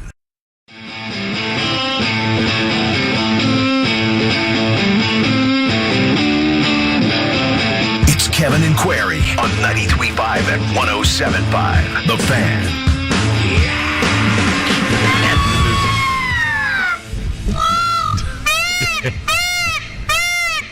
We got peacocks. We got beaver nuggets. I mean, Hey, those beaver nuggets are good. I told you, man. You get some for yourself? No, buddy. I got to watch I'm gaining weight like massive. I can't figure it out. Wow, you think the show? It's not like we have donuts in here every day. I think it's these beta blockers. Mottman's trying to fatten me up. I don't know what's going on. Good morning to you, by the way. Sweet 16 is set, and the Cinderella darling of it, undoubtedly, Purdue's next opponent, the Peacocks of St. Peter's. And joining us now on the Payless Liquors Hotline, and I'm sure thrilled to be doing so with that sound effect, he is the radio play-by-play voice for St. Peter's. Joe Vasile joins us And now, Joe, pardon my naivete here. You are in Jersey City, is that right? Yes. Yeah, the university based out of Jersey City, like maybe 10 minutes away from New York City. It's funny because I've had, with this run, more people that I've known for years go, that have lived in North Jersey their entire lives go, so where is St. Peter's? I've never, just say it's right there in Jersey City. So it's all right. It's been just a crazy couple of days for sure. Well, I want to get to this before we even get to talking about the team and what they can do against Purdue, Joe. And I certainly hope that you understand that I'm saying this in the most endearing of ways, honestly. Yeah. Because typically when we are talking to insert name of teams, play-by-play guy, it's a guy that is the sports director at the local TV station in said market that's been in it for 35 years, and he works at a big radio station, and he's probably got a car dealership, sponsorship, etc. You guys don't even do the away games, is that right? Yeah, we're home games only, and that's in our conference, the MAC. That's pretty much the standard. Where pretty much every team in the conference doesn't really travel. There's maybe one or two teams left that still do, and part of that is just it being a small school in the New York media market and kind of that airtime being expensive. When you kind of look at it from that standpoint, as an athletics department, it can be tough to justify, and which is unfortunate, but it's just a home game arrangement. Joe, and I feel like it's kind of like a getting to know you segment, not only for Joe, but also for us. Sure, yeah, St. Peter's and in general. Again, Purdue and St. Peter's, Friday, 7:09 from Philly, and Joe Vasile, the voice of the Peacocks, joins us now. Joe, I think something that really stands out to me, obviously St. Peter's played here in Indy, so you're kind of keeping an eye on them. They are not like the quote-unquote mid-major blueprint in that they're not like old, and they also go really deep. Usually I feel like when I think of these mid-major teams, I think of senior-laden team that goes like 6 or 7 deep, and these guys have been waiting for this for 3 or 4 years. That's not really St. Peter's. Yeah, Shaheen Holloway has done such a great job of recruiting to St. Peter's. You look at some of the high schools that these guys have come from, whether it's the Patrick School, which was the high school in New Jersey that is Kyrie Irving's alma mater, the Jame twins from Our Savior New American, which is a really good high school out on Long Island in New York. He's brought in guys from really good schools and just great depth also. A couple of years ago, when you started to get the sense that the tide was turning with this team, they were running 10 deep pretty regularly. They didn't really have even a set starting 5. But there were 10 guys who all averaged double-digit minutes, and it was all in such an unselfish way where, no one really cared who was the big standout star from the team. And the amazing thing to me about it, in this day and age, is that in the 3 years that I've been with St. Peter's, there's only been, one significant player who's hit the transfer portal, which, for a school like St. Peter's to have, only one player seek greener pastures. Yeah, that's rare. I think, it says a lot to me about how much these guys, love playing for Shaheen and really buy in to the culture that he's built within the program. And so, in a way, this run, that is focused so much on the junior class. Like you said, there's 2 seniors, and Casey Ndefo, of course, the great defensive 5, and then Isaiah Dasher, transfer in from the University of Portland at West. Other than that, it's all juniors, sophomore, freshmen that are really the heart and soul of this team. And I think a lot of that has to do with just the job that Shah has done over the last couple of years of getting these guys in and then developing them once they've been there and keeping them bought into his vision for this program. Yeah, I'm a big Notre Dame basketball fan. I remember Shaheen playing at Seton Hall back in the day in those Big East, and gosh, he was such a tough point guard. And I've really enjoyed his post-game interviews here throughout this run. The other thing I want to mention, again, Joe Vasile, St. Peter's play-by-play voice, is with us here on the Payless Liquors hotline. This conference, the MAC, 2As, because we have the MAC here locally with just 1A. a lot of people I feel like know it, or the casual basketball fan will know it because of Rick Pitino and Iona. So, like, how big of a surprise was it that St. Peter's made the tournament? I just assumed, Iona's going to make it. Like, that was just kind of my assumption. But I guess what were the preseason expectations for this team? So outside of, within the conference, St. Peter's was picked to finish second in the preseason. Casey Defo was the preseason player of the year in the conference. He got off to a slow start because he was in the transfer portal over the summer, and so he wasn't practicing with the team. He decided to come back and then got off to a little bit of a slow start. There were a lot of injuries early on, and frankly, everyone was looking at Iona as, oh my God, Rick Pitino is going to build the Gonzaga of the East at Iona, and they're just going to run off like 5 straight MAC titles, and they're going to dominate.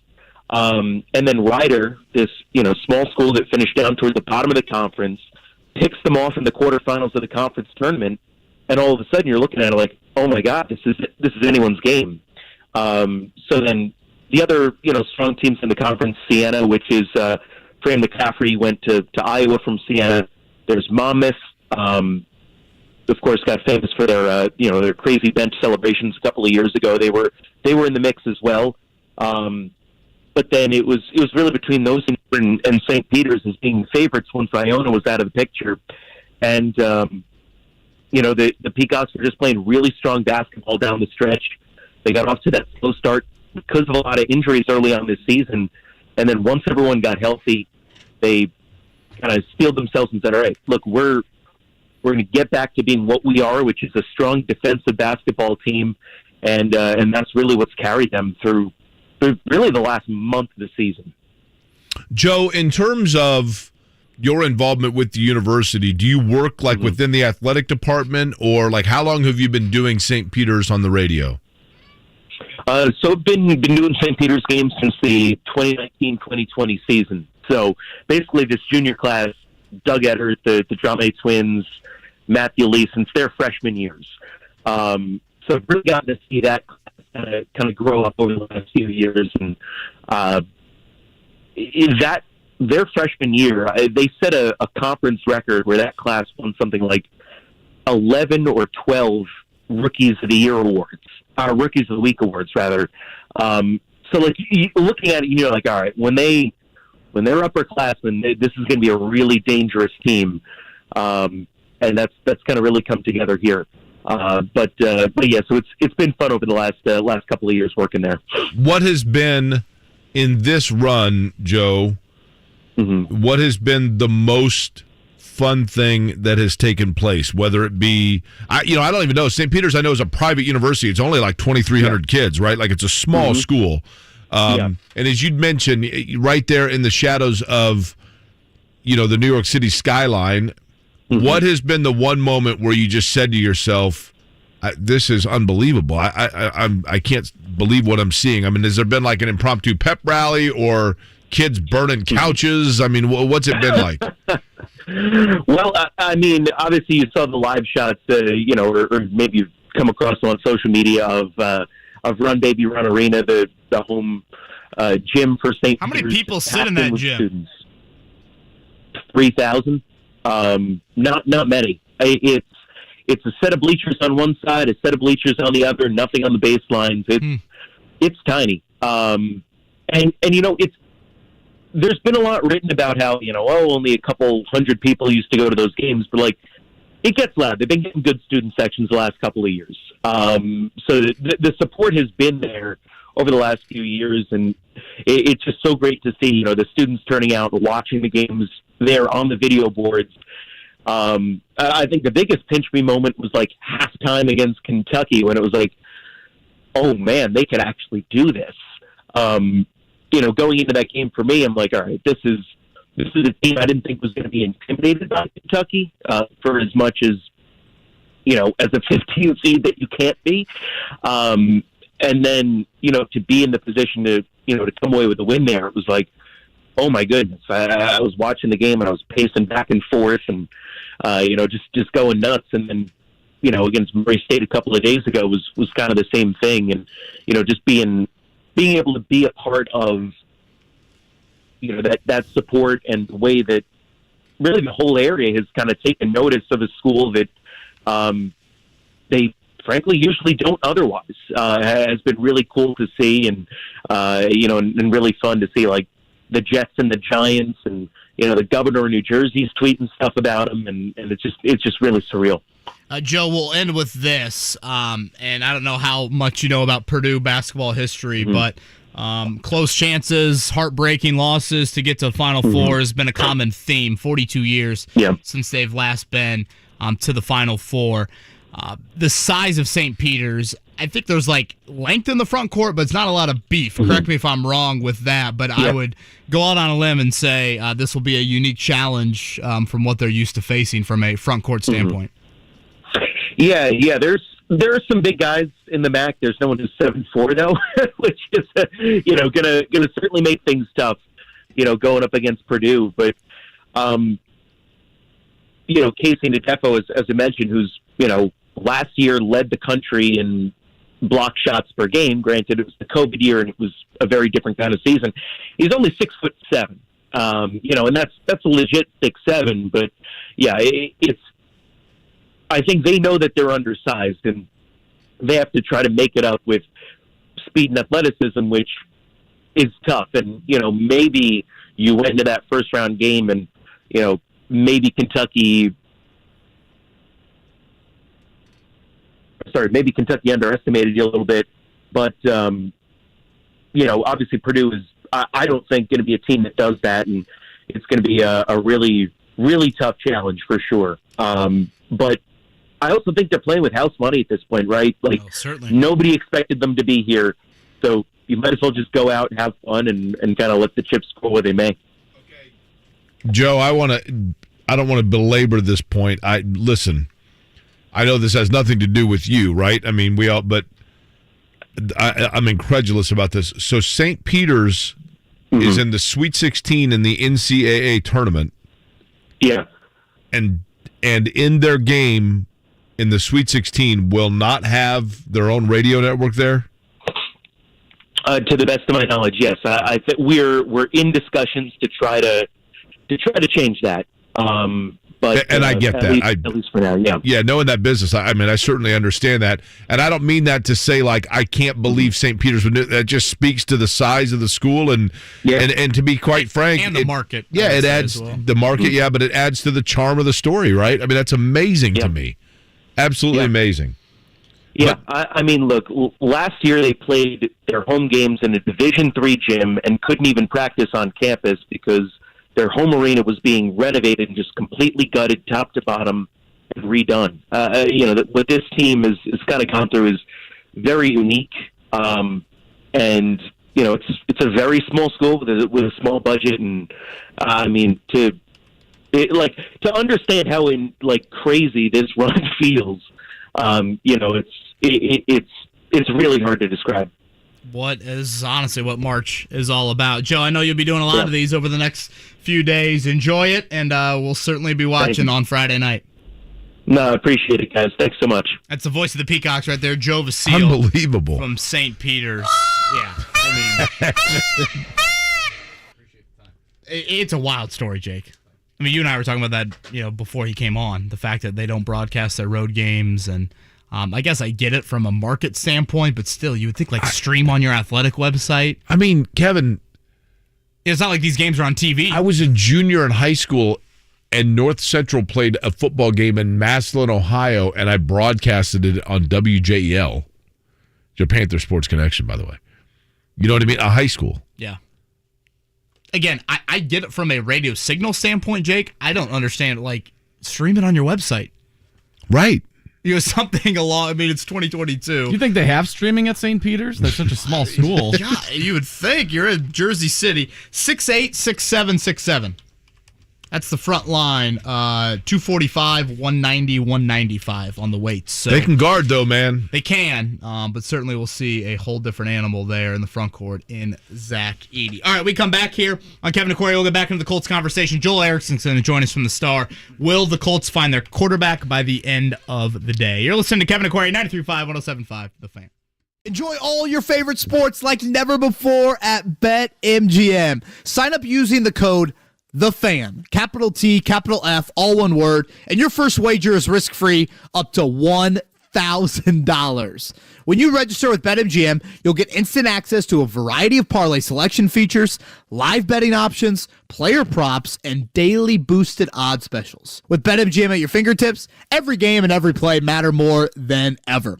Sign up today and find out why nothing beats a win at the king of sportsbooks. Download the BetMGM app today or go to BetMGM.com and again, enter that code, THEFAN, all one word, and place your first wager risk-free. Visit BetMGM.com for terms and conditions. 21 years of age or older to wager. Indiana only. New customer offer. All promotions are subject to qualification and eligibility requirements. Rewards issued as non-withdrawable free bets or site credit. Free bets expire 7 days from issuance. If you or someone you know has a gambling problem and wants help, call 1-800-9-WITH-IT. Gorgeous gaming, stunning streams, unbelievable bandwidth. Welcome to another Lifestyles of Gagillionaires. Meet the AT&T Fiber customers winning at life with hyper gig speeds. Say hello to the Walkers, a family of not one but 4 Gagillionaires, each living up their Gagillionaire life at ludicrous internet speed. First up, Anna Walker. She dominates streaming like the matriarch she is. No show ever goes unwatched under her watch. Next episode. Next up, Peter Walker. There's no stopping this dad bod from showing up to his virtual workout sessions. Let's go leg day. And finally, the Walker twins. They may look alike but couldn't internet more differently. Harry dominates his fellow online gamers while Heather group video chats with friends. Ooh, nice background filter, Jess. Live like a Gagillionaire. Get internet that upgrades everything. AT&T Fiber, now with speeds up to 5 gigs. Limited availability in select areas. Speeds not guaranteed. Single device wired speed. Max 4.7 gig per second. Visit att.com/hypergig for details. This is for the men who never settle. The ones who believe only quitters end a game in a tie. The type of guys who choose the bar with the biggest TVs to overcompensate for theirs at home. And the men who use PTO to catch afternoon basketball in March with the boys. This is the Lodge mentality. This is Twin Peaks. Who wants to settle for a single TV? With more TVs, bigger screens, plus our fabulous scenic views, there's more to watch at Twin Peaks. You know you work well together as a team. Now take your team to Royal Pen and make your next corporate event fun and affordable. Royal Pen Leisure Centers offer the perfect combination of food and fun for your next group event. At Royal Pen, you don't have to be a super athlete to have a blast. Everyone's on the team when you're bowling. Bowling is a fun, affordable way to socialize and compete with your colleagues. Create team spirit without meetings, reports, or deadlines. Just good times. And keep in mind, it's always cool in our non-smoking facilities. To get the ball rolling, call Royal Pen today at 465-8484 and we'll organize your next corporate event. Get ready to trade in your wingtips and heels for a pair of bowling shoes and have fun bowling. Set them up, knock them down, send them flying, spinning round. For more information, call 465-8484 or look us up at royalpin.com. Royal Pen, bowling, bowling. It's Terry Stacy for your trusted local independent American Standard heating and air conditioning dealer, B&W Plumbing, Heating, Cooling, and Drains. Owner Chris Ambrose says second opinions are important. We want to make sure that you are confident in the service that you're getting from whoever. The diagnostic that we give you may be different from the one that you got before. What we hope is it'll give you peace of mind that you're getting the right solution for your problem. Get your free second opinion from B&W by going to BigBlackTrucks.com. Your trusted local independent American Standard heating and air conditioning dealer. At Uline, the prevailing opinion is, if you don't live it, you don't believe it. The people at Uline believe in hard work, and they live it by being there 24/7 to answer your call, having 38,000 items in stock, and offering same-day shipping from 12 locations across North America. Business owners, sellers, buyers, shippers, and packers believe it. Uline is the hard-working, dependable source for your shipping and industrial supplies. Visit uline.com. The Pacers welcome the Sacramento Kings to the Fieldhouse Wednesday evening at 6:30 on 93.5 and 107.5 The Fan.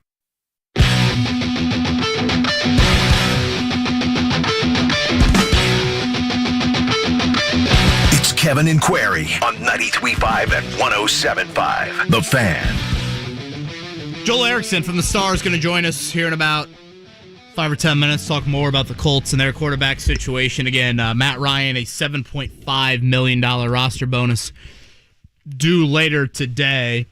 So you got to think a decision from Atlanta will be coming. If I gave you the field right now, Jake, or Baker Mayfield and Matt Ryan, who would you take as Colts quarterback? In terms of who I would want or who I think it will be? Who you think it'll be? So I could give you either the field or I give you the duo of Matt Ryan and Baker Mayfield. I'll take the field. Just based on the law of averages, percentages. I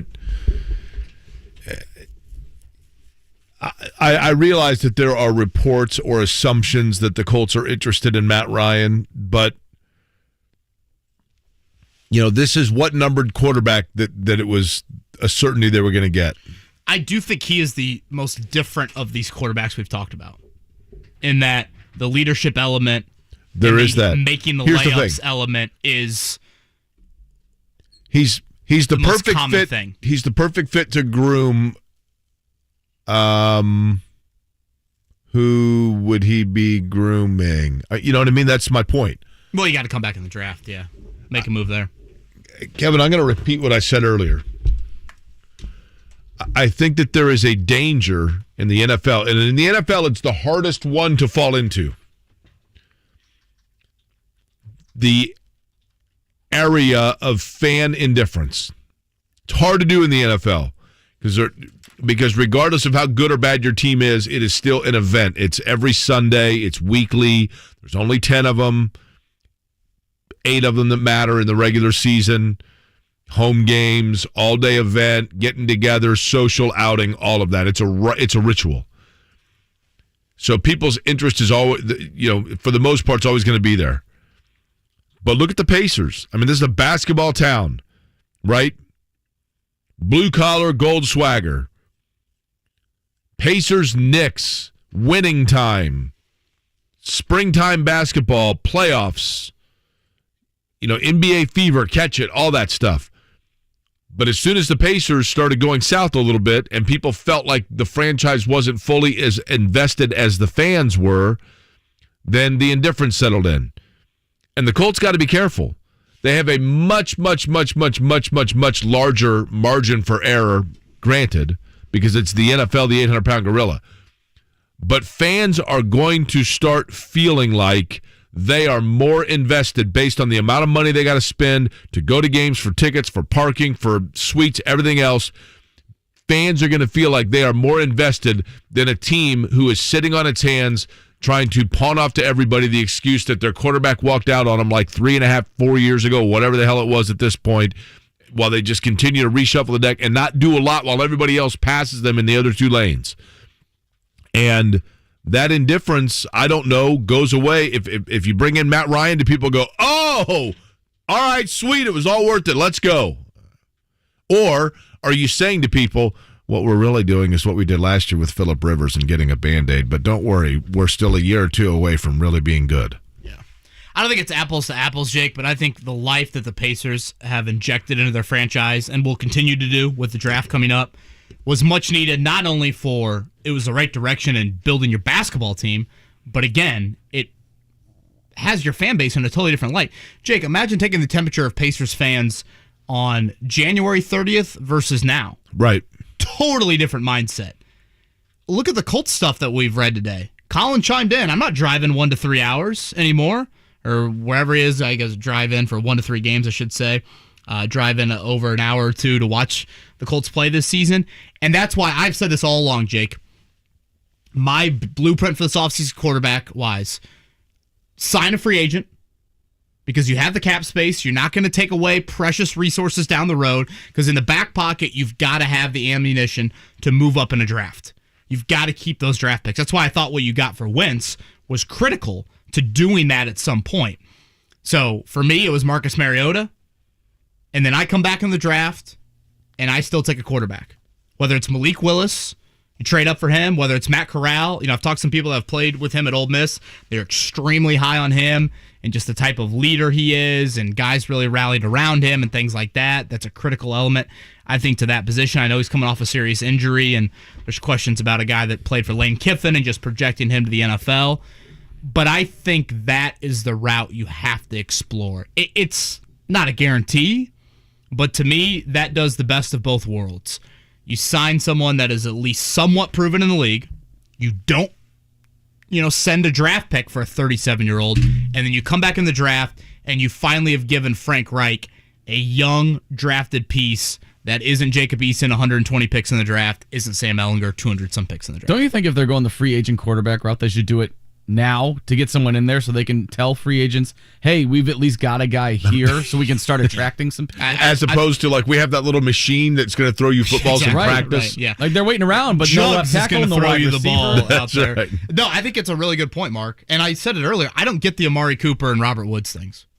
The Robert Woods thing is crazy because you throw 6th-round picks. You throw darts at 6th-round picks. Amari Cooper was a 5th-rounder. Yeah. I mean, like, it's like, what is going on here? The Colts are in a position to where they have the cap space to be able to make those moves. So, if you can get a Robert Woods for a 6th-round pick, that'd be a slam dunk. Do you know what Chris Ballard's thinking right now, Kevin? Or Mark, what he's thinking right now is here he is on his way in listening to Bowen, and what are we talking about? What are we talking about, right? I mean, he's driving in this late? Peacock sounds. That's what we're talking about. No. I literally thought Jake wanted one of the Peacock sounds. By the way, we've got people complaining about the Peacock sound, and I couldn't agree more with Matt. Matt goes, please, for the love of all that is holy, stop it with the Peacock sounds. I just can't handle it on a Monday morning. Makes me want to shove my pen in my ears until all hearing goes away. Well, at least it's better for Chris Ballard than hearing Kevin talking about wide receivers again. I don't have it. I got to find it. The hell? It's buried. He just said I have it. You know how many animal sounds I got in this thing right now? I can't find every it. sound at Indianapolis Zoo, but not the sound of the Colts GM. You just said it's there somewhere. I have it, he said. We are way over. Joel Erickson from the Star joins us next. Kevin and Query. The Ride with JMV. Gus Bradley, who is the new defensive coordinator of the Colts. I think as a defensive coordinator, you're always looking at that fourth quarter rush and how important it is. It wins games for you. It starts up front with our defensive line, and then we build around that. And those covered corners, especially in our style of play, I mean, we're going to be aggressive on the perimeter. You see a lot of press coverage. We got to win, at the line of scrimmage. The Ride with JMV. Weekdays 3 to 6. On 93.5 and 107.5. The Fan. Add a little flavor to your next business meeting with Nameless Catering's variety of menu options, all at an affordable price point. From pasta or barbecue buffets to the light and fresh menu, Nameless Catering is ready to own a slot on your meeting agenda and refuel your team for the day's work. Visit namelesscatering.com for more information or shoot us a text directly from the website, www.namelesscatering.com. We buy any car. We buy any car. We buy any car. Any. Did you know trading in your car at a dealer could cost you money? A recent study found consumers who trade in their car pay an average of $990 more. So don't trade in. Sell it to We Buy Any Car. Learn more and get your free online valuation now at WeBuyAnyCar.com. Find out how much your car's worth at We Buy Any Car. Protect yourself against upsets this March with Bracket Parlay Insurance on FanDuel Sportsbook. Hey, it's Mark from Kevin and Query. Right now, all customers can get up to $25 back each day if your parlay of 3 legs or more falls 1 leg short. Parlay Insurance saved me over the weekend. I had a 3-leg parlay of Villanova, Purdue, and Michigan State all on the money line. The Spartans didn't get it done against Duke, but since the other two hit, I got my $25 back. Parlays are great because they can turn a small bet into a big-time payday, and with cash out, the ball's in your court, so you can close out your bet whenever you want before the game is over. If you're new to FanDuel, just sign up with promo code MARK. Then you can play on the bracket all tournament long. That's promo code MARK on the FanDuel Sportsbook app, MARC. 21 and over and present in Indiana. If exactly 1 leg loses, refund issued is now withdrawable site credit that expires in 7 days. NCAA Tournament, SBK wager required. Restrictions apply. See terms at sportsbook.fanduel.com. Gambling problem? Call 1-800-9-WITH-IT. 93.5 and 107.5. The Fan. WIBC HD2 W298BB. WIBC HD3 W228CX. Indianapolis. Soccer Saturday featuring Indy 11. If this is your football, this is your show. Saturday at 9 on The Fan. It's Kevin and Query. We'll have some classes at times. Hey! We're calling the plays, all right? Hey, we gotta run the ball. It's down there. Pass, block. We'll run the ball. Can we run it down there? Just play. We run it down. Yeah, Jeff. Okay, so we will. All right, when we call pass plays, block. On 93.5 Boom, baby. and 107.5. The Fan. It is my birthday time. It's not really my birthday, but my birthday is well, it's 9/3. 9:03. Every time I see March that. March 21st. I'm like, where are you going with this? So was your half birthday a few weeks ago? No, well, half century mark in September. Yeah, my half birthday. I'm 49 and a half on March 3rd. I'll be 50 on September 3rd. What are we doing for your 50th? I'm supposed to be in Portland. So I don't know, eating a voodoo donut. Well, you could probably eat some sort of edible arrangement if you wanted to. I could make it clear to eat a lot of donuts, right? I think Colts fans might be heading down that path here shortly. Joining us now on the Payless Liquors Hotline to talk about exactly that, he is with the Indianapolis Star covering the Colts. Joel Erickson, to get right to it with this. Sun's starting to come up on a beautiful Monday here in Indianapolis. By the time it sets today, will the Colts have a quarterback? Good Lord, I hope so. Will they? See, I think there's a chance. I think there's a chance they still don't. If Matt Ryan doesn't end up being the guy, and whoever else they're looking at decides that they want to figure out between their team, I think there's a chance that this could go on into tomorrow or Wednesday or on and on until Jake turns 50. Oh God, for all of our sake, let's hope not. Do you think Baker Mayfield is legit, like on the radar? I feel like Matt Ryan, I get it. Leadership makes the layups, blah, blah, blah. Baker, obviously long-term potential, but some definite, off-the-field type questions there. Do you think Baker Mayfield's a realistic option? I have not been able to corroborate or confirm some of the reports that people have put out there about the Colts being interested in Baker, right? The last I was able to get was that they hadn't communicated necessarily any interest to his people, but that's a couple days old, so it could have changed a little bit. But it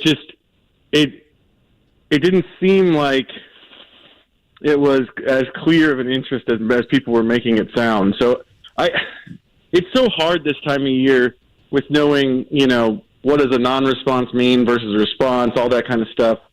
But it seemed like to me that it was a little bit overblown. But as I say that, and the next thing I know, they trade for Baker and things changed over the weekend or something.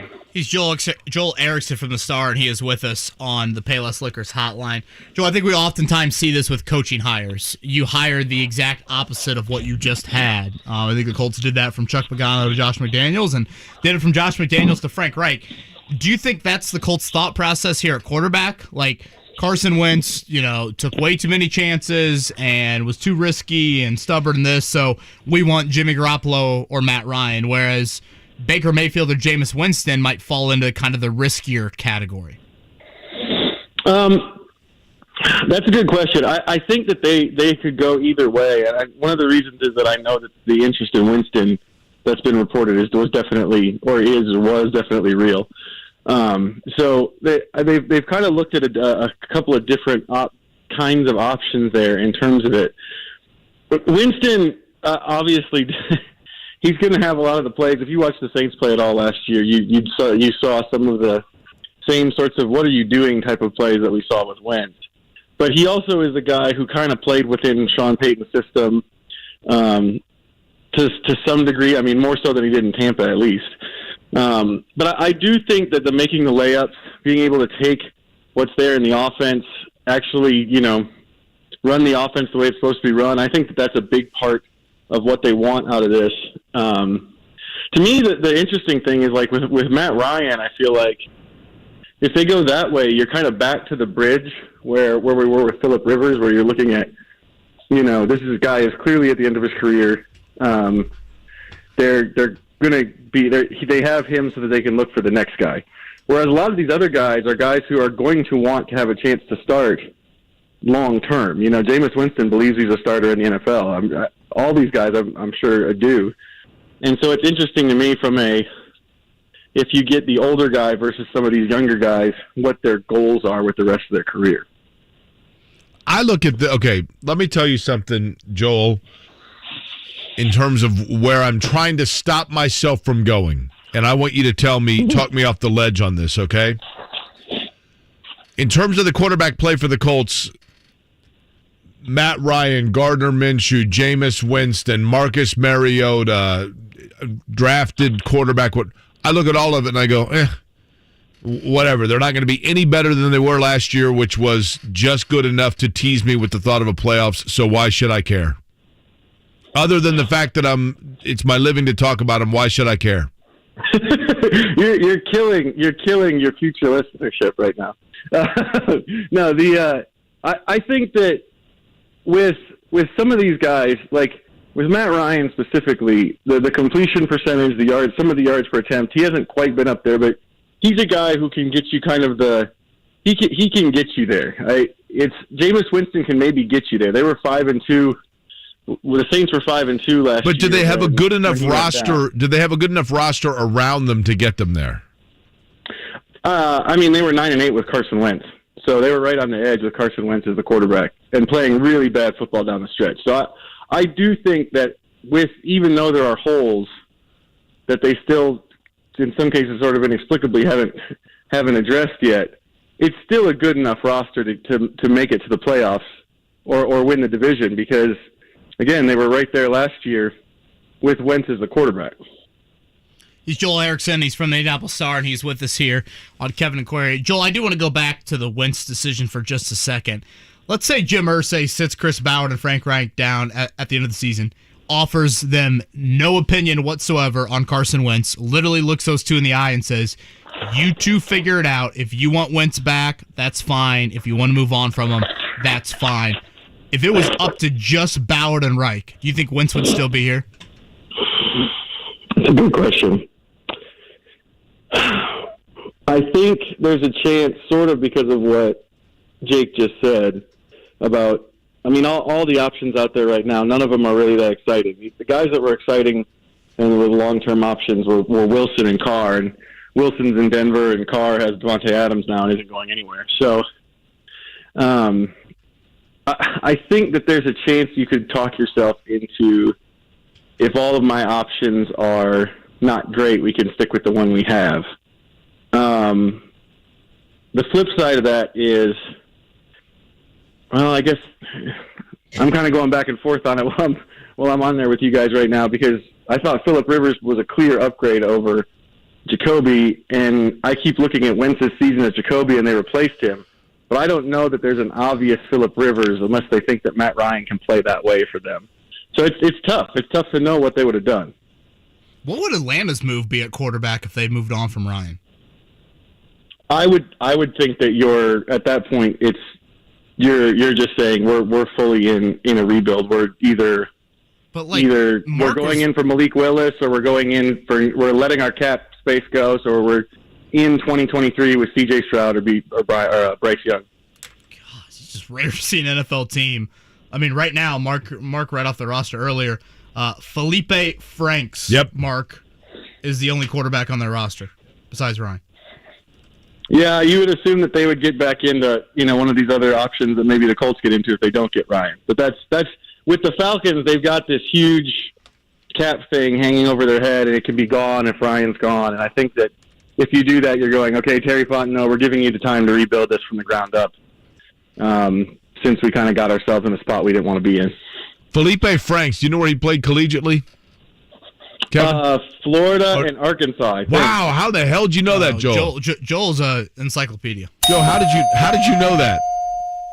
I watch a lot of college football, Jake. I watch a lot of college football. Clearly. Joel's got some Auburn ties, too. So I think that nothing to undermine. That's Joel. unbelievable. Joel, if you can tell me this guy's hometown, which happens to be the same as a college town in the state of Indiana, if you can tell me the name of the hometown for Felipe Franks, I will drive right now to this show for 3 hours a day. Right now, wherever you are, I will drive and bring you like the food of your choice.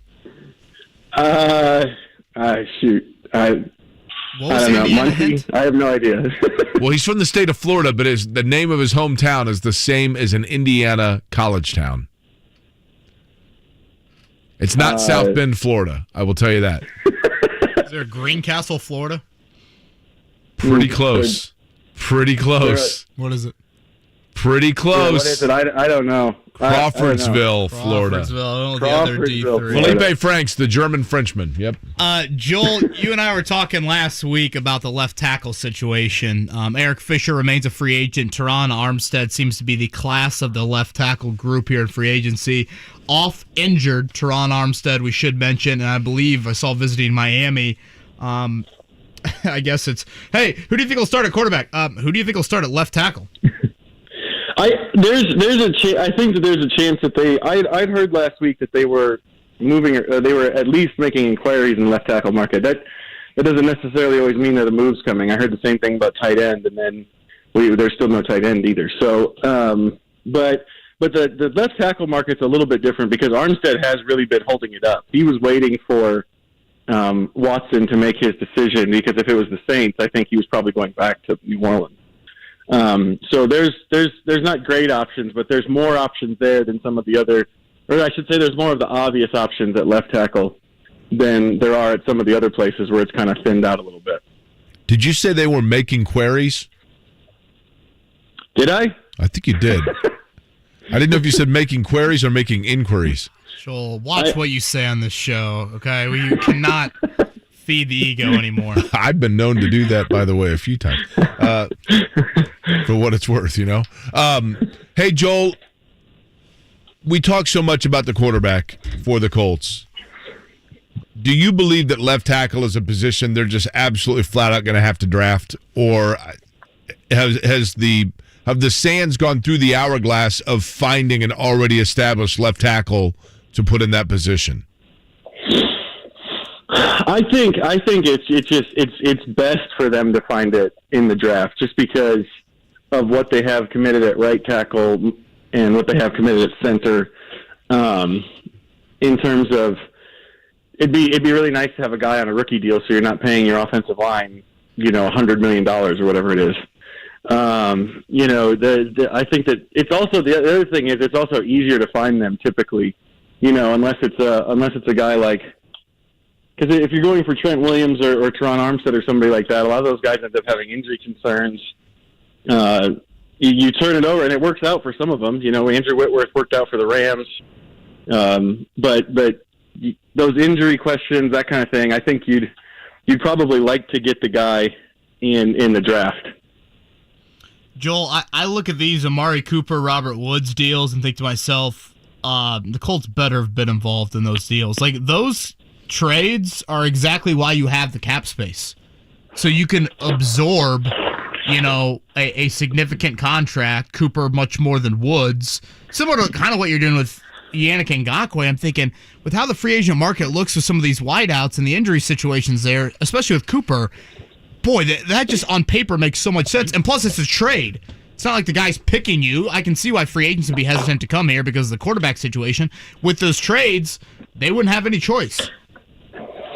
Yeah, I hear what you're saying, and I'm surprised because the receiver market has thinned out. I think for a lot of the top guys, the guys that are there now are older, and sometimes, especially when you see like the 5th round pick, that kind of thing. With Woods, I don't know how much the ACL plays into it.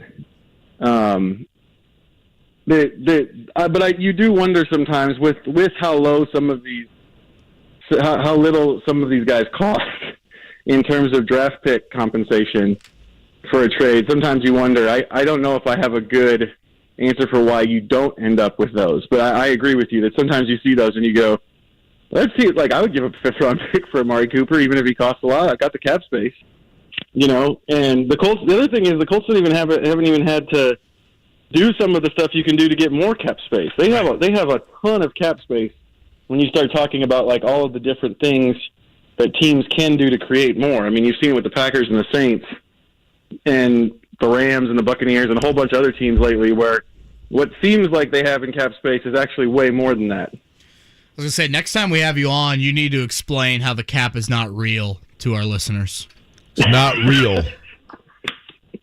Yeah, if you cover the Saints, the short version as a primer for whenever we have this conversation, the short version is if you go to cover the Saints like I did, you get there believing that teams have a finite amount of cap space.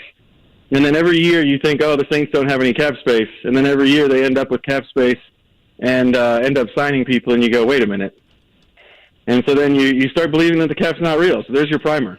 The cap is a myth. Next time Joel Erickson joins us here on Kevin and Query. But we got more of it around here than anybody. Yeah. Joel, good luck. Obviously, you're extremely plugged in, and I know you're just kind of waiting, ticking time bomb at this point. We'll see if something happens today with the Matt Ryan roster bonus due later. Thank you, Joel. Yeah, you bet. Thanks for having me on, guys. Joel A. Erickson from the Star. Rex says this to me, Jake. People forget, before the collapse, the Colts were the hottest team in the league that no one wanted to play in the playoffs. Get Matt Ryan or Baker, a left tackle and a receiver, and LFG. Okay.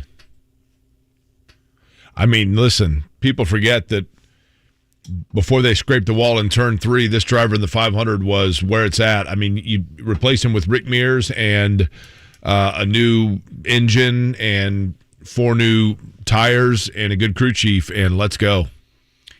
To Rex's point, since the season has ended, you've added Russell Wilson to Deshaun Watson to 2 AFC teams that were, I think, similar to the Colts, kind of the middle of the pack playoff teams. You would think both. We'll see about the Watson suspension. I assume he'll be suspended for some games, which means Cleveland will then hand the starting reins over to Jacoby. Newly acquired Jacoby Brissett. Jacoby Brissett. Basically, what I'm getting at, Rex, is the AFC's gotten a lot better. So I think that would be your concern there. I don't think we're acting like the Colts are a 4-win football team, but at the same time, I'm not sold on Matt Ryan giving you the exact play. I just don't think the Colts are a game manager away from... Matt Ryan buys you 2 more years, right?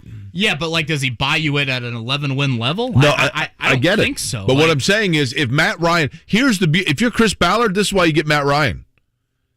Buy yourself 2 more years. You get Matt Ryan, and then when the Colts go 10-7 and narrowly miss the playoffs, you could say, well, but we didn't expect. I mean, that was a stopgap. Because see, Andrew Luck, he retired 9 years ago, and we're still rebuilding off of that because we didn't see that coming. Now, I mean, we know that Denver's got a quarterback that they went out and got, and we know that Cleveland's got a quarterback that they went out and got, and we know that Cincinnati's got a quarterback that they were fortunate to fall into in the draft, and we know that Buffalo has a quarterback that they moved up in the draft to go out and get, and we know that the Chargers have a quarterback that I think they moved up in the draft to go and get, but our guy left us and surprised us at the altar, and so just buy us a little bit of time because we went out and got Phillip Rivers, and we knew that he wasn't forever, and so then we went out and got Carson Wentz, and we knew that we were taking a chance, and it blew up in our face, and now we got Matt Ryan, and he's going to be here a year or two, so just buy us another year or so, and then next year we're going to get a guy, and then we're all chips in. Colts go 9-8 with Matt Ryan next year. Jake, Frank Reich, Chris Ballard come back.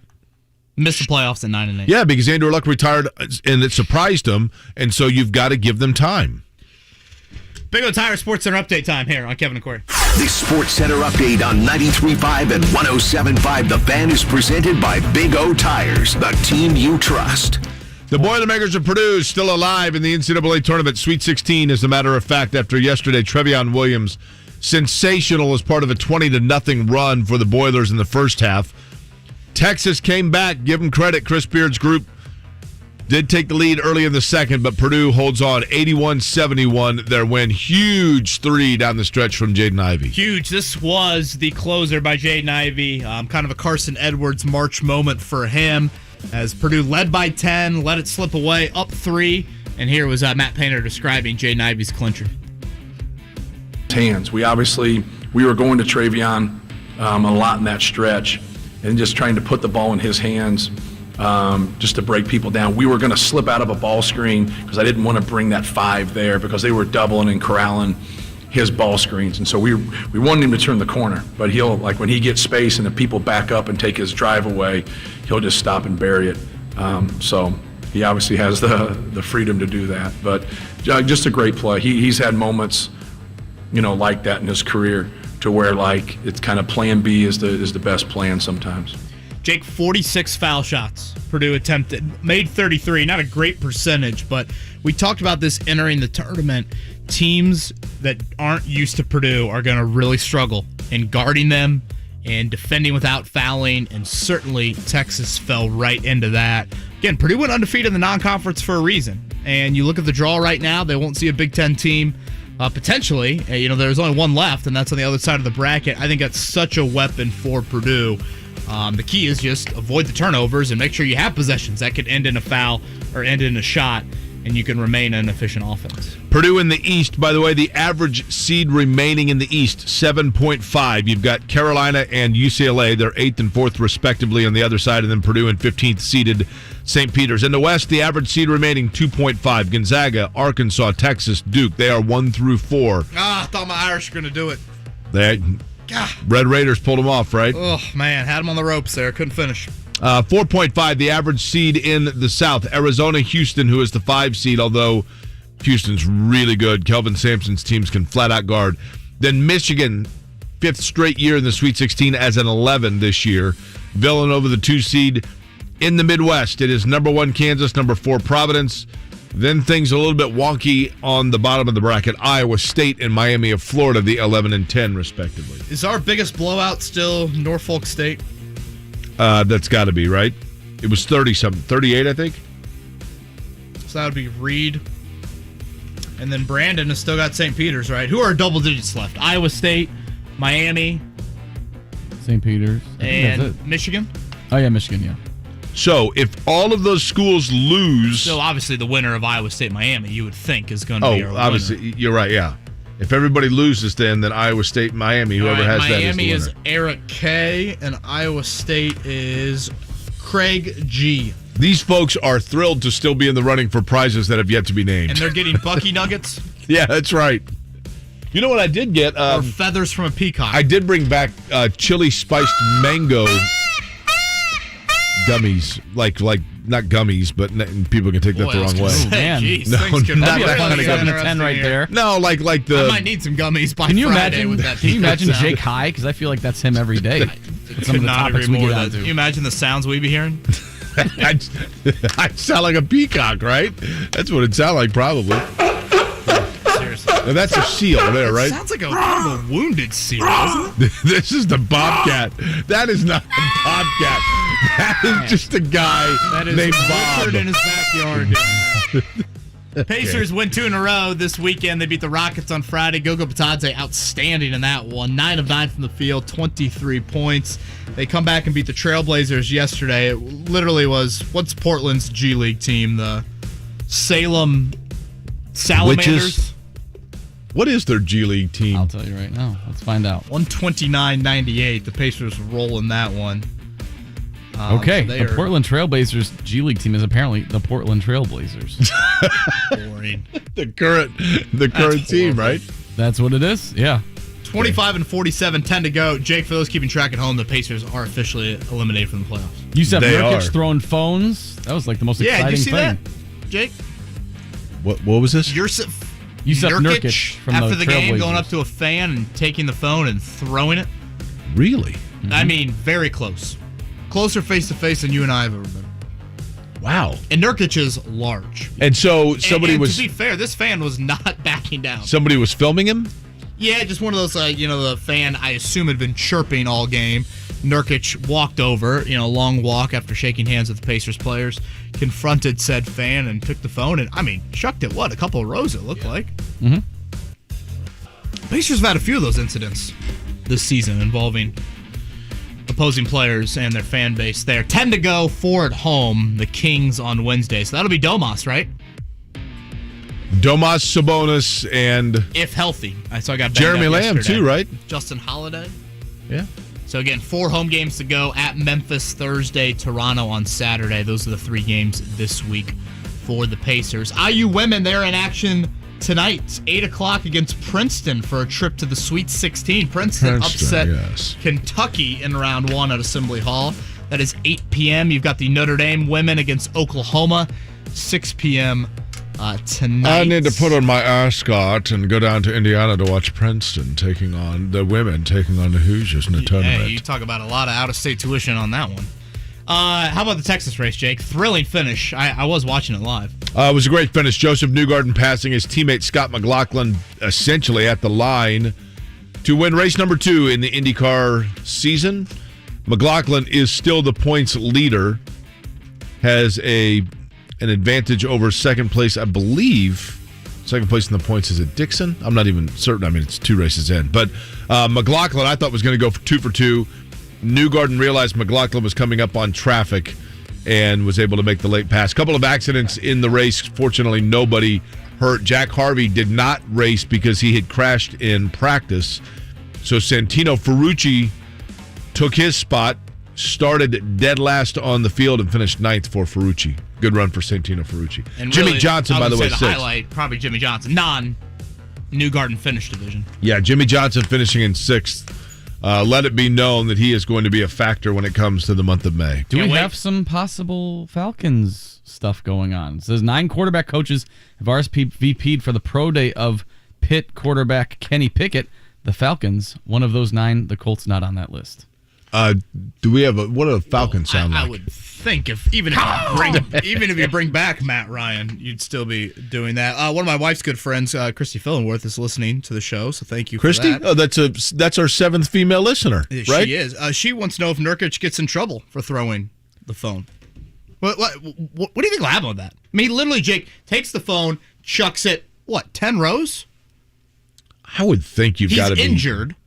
So I don't. Let me ask you this: Did the fan approach him, or did he seek out the fan? The fan is literally front row, not walking onto the floor or anything like that. Nurkic comes over, confronts him in a very face-to-face interaction, and then takes the phone. And I mean, the fan is holding the phone just close to his chest like this. I mean, clearly filming, doing something. And Nurkic takes phone and goes. Whew. At the very least, you got to think a new phone, right? Coming out of the Nurkic salary. Yeah, for sure. Now, will the league do anything to him? I don't know about that. Fine. Still, though, people pay good money for those seats, man. Yeah, and that's the thing, too, is who are those people?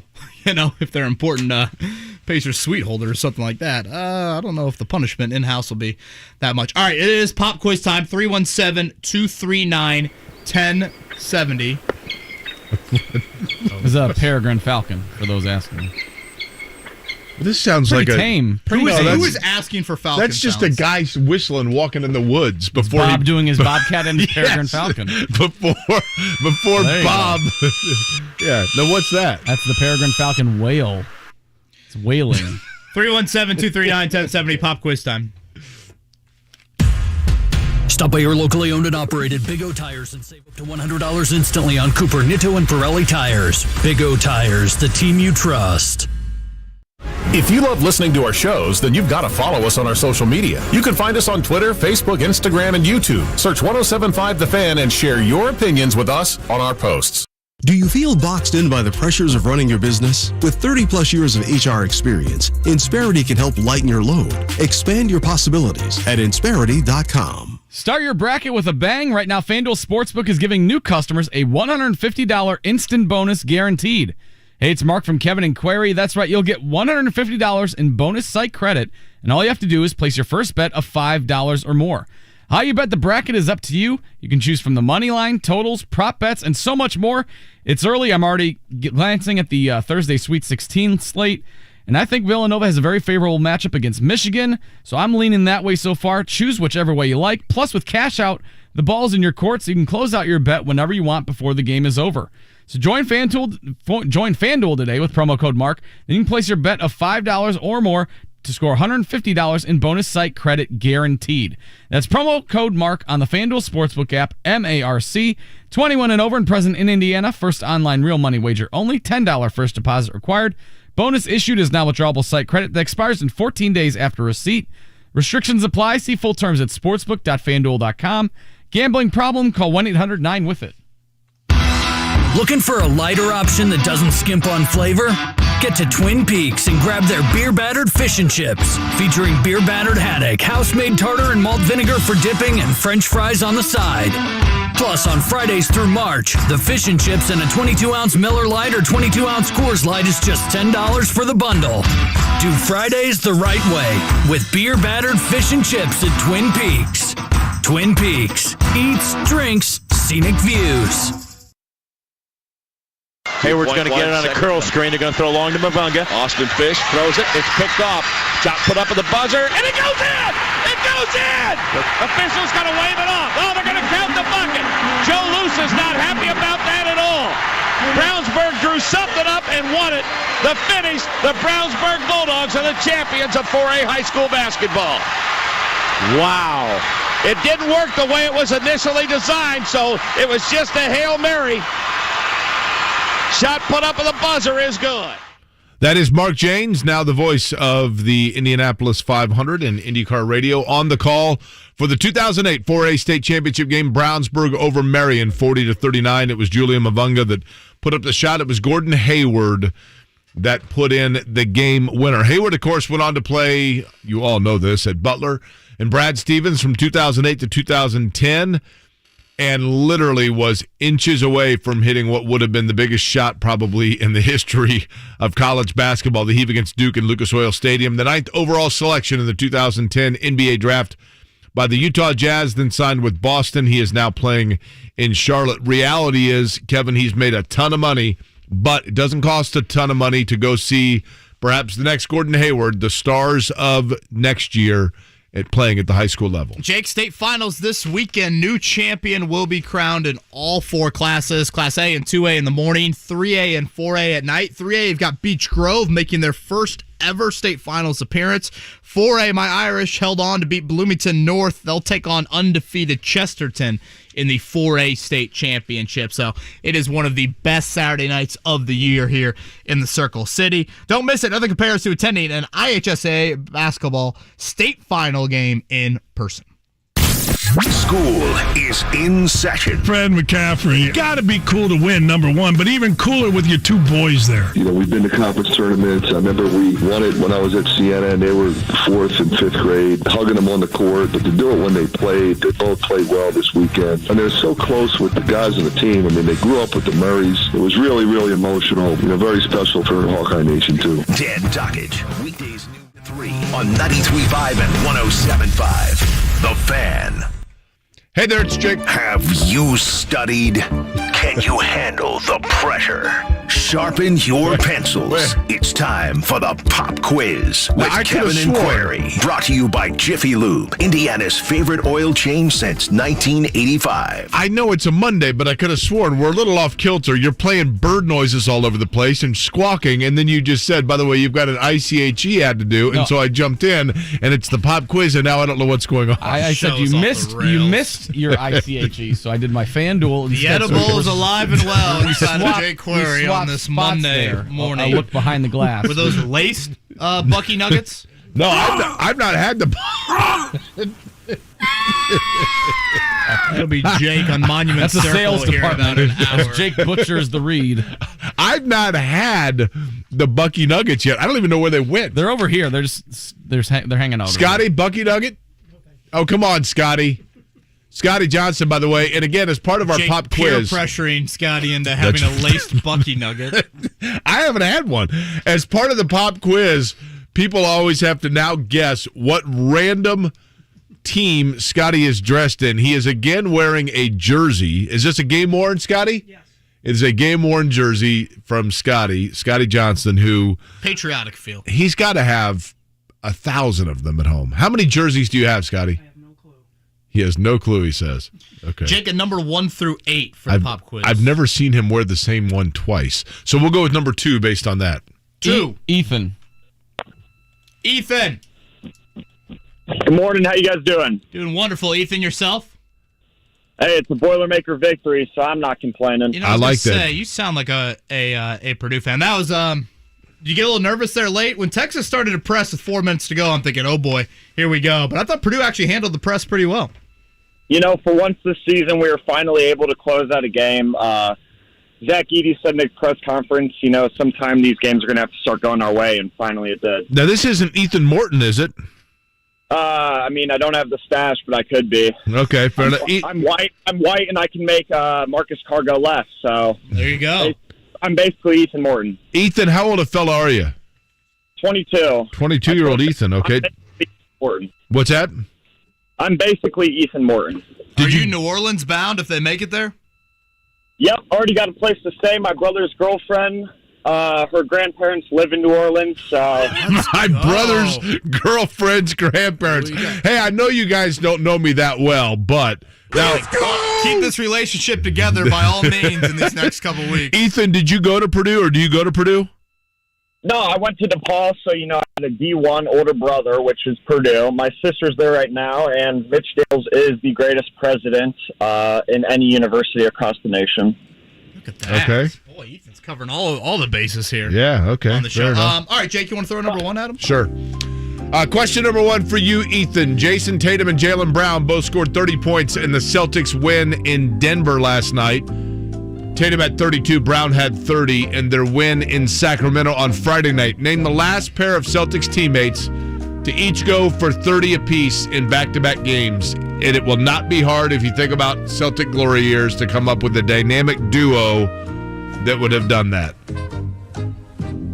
Ray Allen and Paul Pierce. I was going to say, for a 22-year-old, Okay. I think that's going to be a Let me little bit rephrase harder. that. If you were my age at 49, a dynamic duo of the Celtics glory years. Jake, I was still in the womb at this point. You weren't even in the womb, There's man. no way that you're not aware of one of these guys. Two white guys. Larry? Okay, and his teammate? What's the show that you're listening to right now? Kevin, Kevin McHale it is. All right. Number two, it was a late night, Purdue. Here's the thing. Funky Like, lead-in I know into who the Elgin segment. Baylor is. I know who Wilt Chamberlain is. I know who Joe Namath is. They were all playing before I was born. I'm going to give him benefit of the doubt there. Number two, the Big Ten was 0-4 Sunday before Purdue's win over Texas in the NCAA tournament. Name the last conference to go 0-5 on the same day in tournament history. Was it the Big Ten, the ACC, the Pac-12, or it has never happened? The Big Ten has had to have done that before. Nothing says Big Ten fan like that. All right, Jake, number three. Are you going with Big Ten? I mean, the way you're down at me, I'll just say nobody. Do it again? Nobody. Okay. We'll change of heart. Question three. Tom Izzo is one of only two coaches to have defeated Mike Krzyzewski twice in the NCAA tournament. Now, this is hard because it might have happened before 2001. Jake, we got to attract younger listeners here. Name the other coach. 99. What's that? I was born in 99. I'm not a 2000s kid. No, okay. My apologies. Did this guy win a title in 99? 98 maybe? One of those years? Yes. Name the other coach that has beaten Mike Krzyzewski twice in the NCAA tournament. He did coach Ray Allen. Give me like four options. Come on. He coached Ray Allen in college. Bill Self, Jim Calhoun, Bo Ryan, Rick Pitino. Bill Self. All right, number four. Yesterday's Duke-Michigan State game marked the seventh time that the Blue Devils and Spartans have met in an NCAA tournament game, the second most in tourney history. Which of the following matchups has occurred more often in the NCAA men's basketball tournament? Wow, I would not have gotten this. A, Kansas-Duke. B, Kentucky-Utah. C, UCLA-Marquette. D, North Carolina-Villanova. I like North Carolina-Villanova. Okay. Last question. On this day in 1964, the UCLA Bruins rode dinosaurs on their way to their 11th NCAA basketball championship. Actually, the first of their 11. Sorry, I misread that. So the first of their 11 titles was in 1964. Who did they defeat in the 64 title game? I will tell you that this school later went to the Final Four in 78 before hiring a coach in the early 80s that has had a dynasty that is coming to an end. Krzyzewski and Duke? Nice. Good finish there, Ethan. All right, let's see how he did. Jake is disgusted with Ethan's effort there. Number one, the last pair of Celtics teammates to each go for at least 30 points in back-to-back games. Larry Bird and Kevin McHale on January 6th and 8th of 1988. I think McHale is a little harder. Bird should have been obvious for him, but I think McHale for a 22-year-old is difficult. Maybe, yeah. I mean, depends on how much you follow.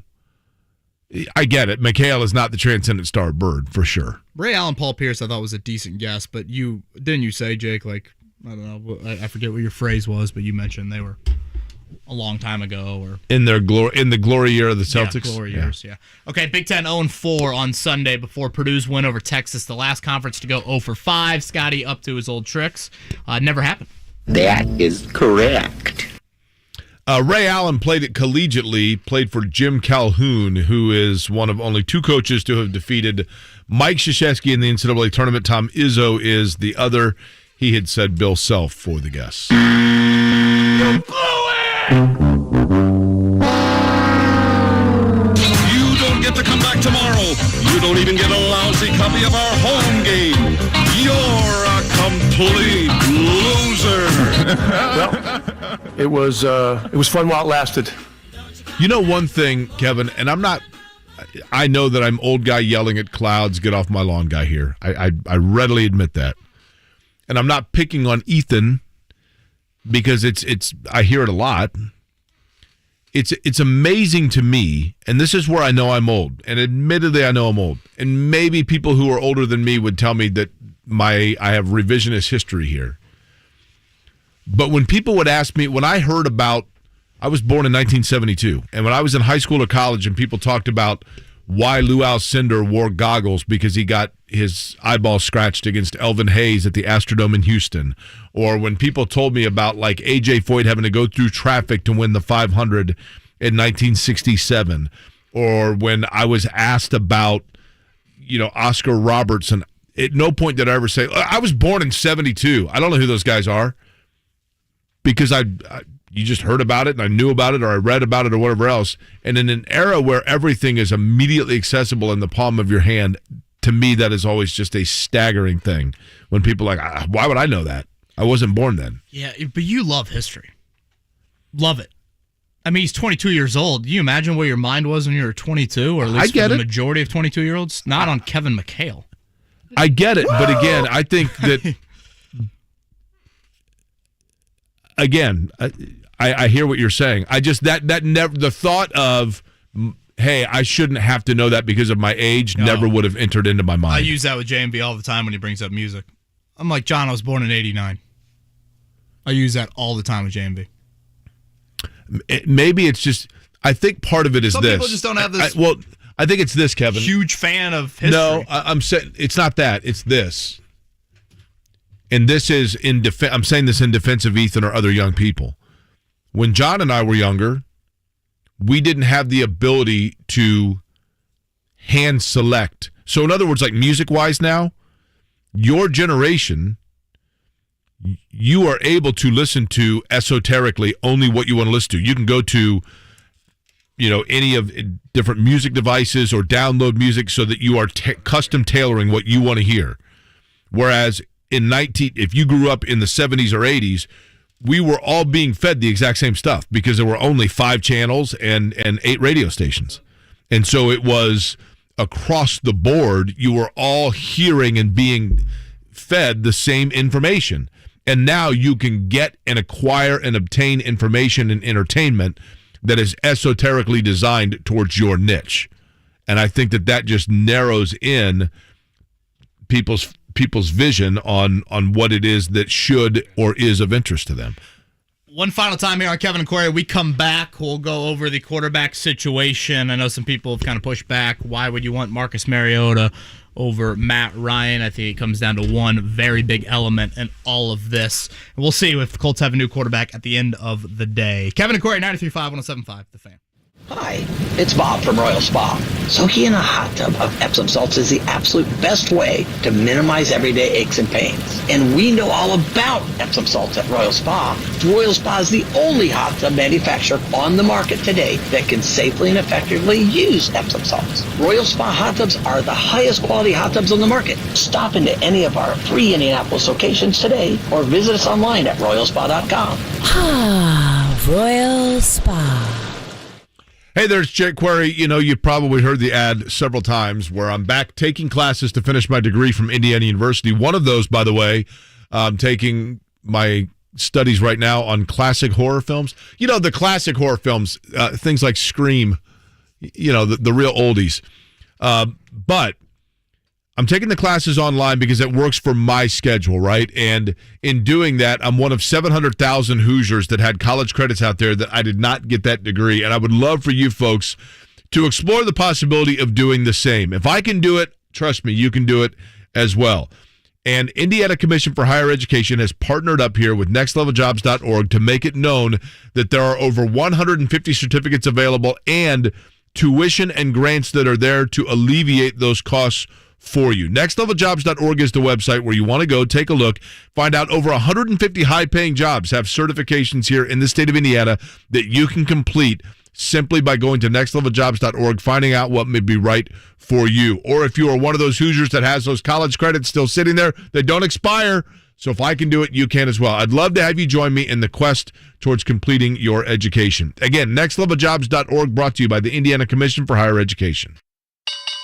The Fed has raised rates. But there's still time to lock in Golden Oak Lending's low 2.875% rate. I'm James Hawkins, president of Golden Oak. With home values at all-time highs and our low rates, you can pull more cash out of your home. Call 317-706-GOLD today. Golden Oak Lending cured my blues. NMLS 114937, 2.875% fixed, 3.976% APR. FHA 15-year mortgage with 20% equity and approved credit.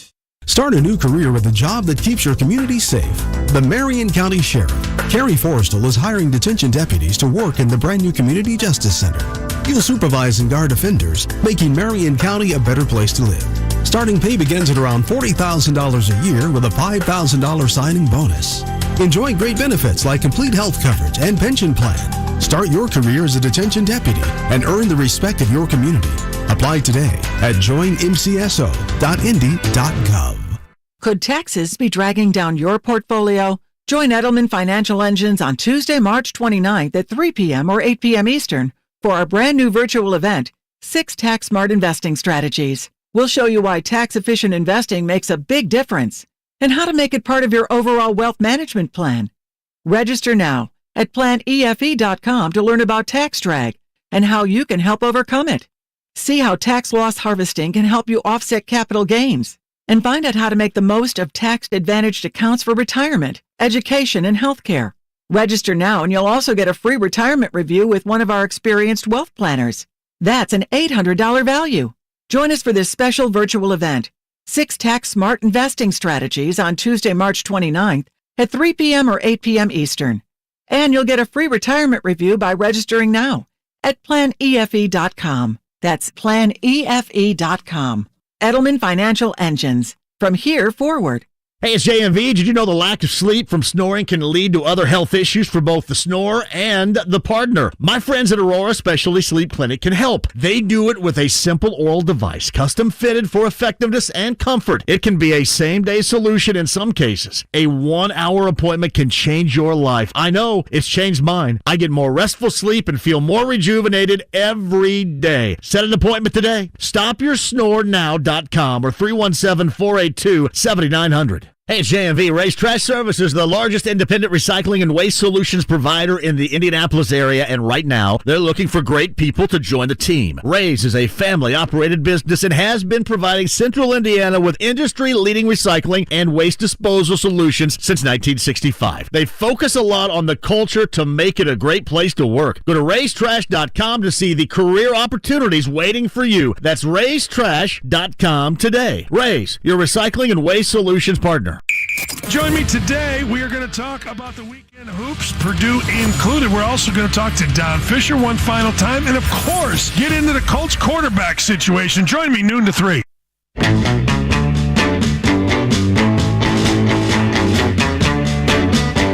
You're listening to Kevin and Query on 93.5 and 107.5. The Fan.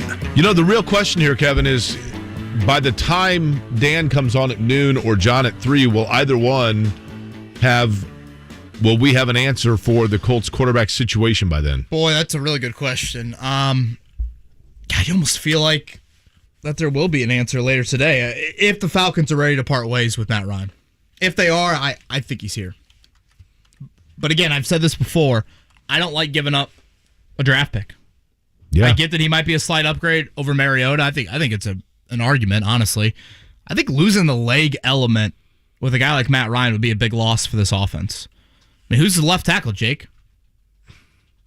That's the thing. If you got a statue with no left tackle. I mean, I know protection issues were there in Atlanta. My thing is the end result with Matt Ryan or Marcus Mariota or Winston, whoever you want to throw in there, would be very similar. I don't think the result is 2, 3, 4 win, drastically different.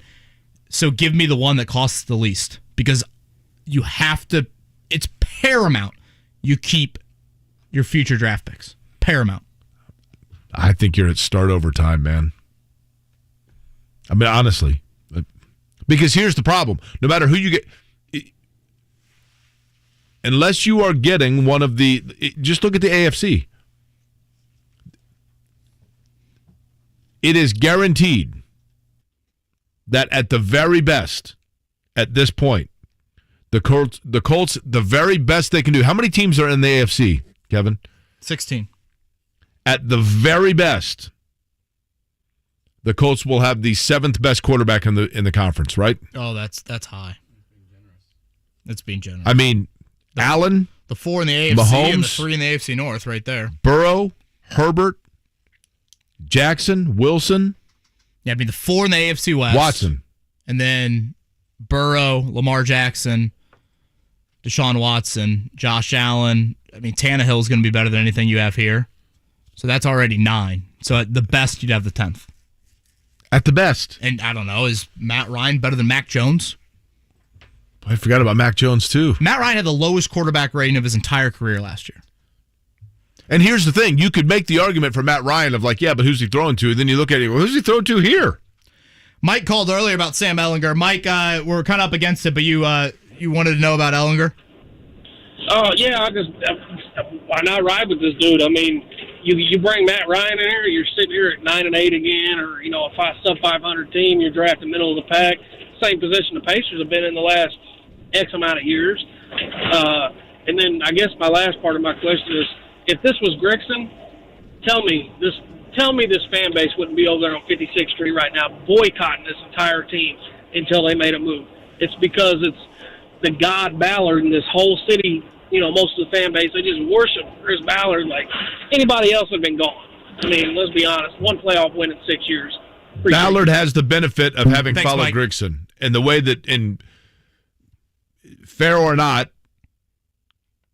Ballard, he wears nice Brooks Brothers sweaters, and he's nice to the media, and he's a good-looking guy, and he's poised in his delivery, and that goes a long way.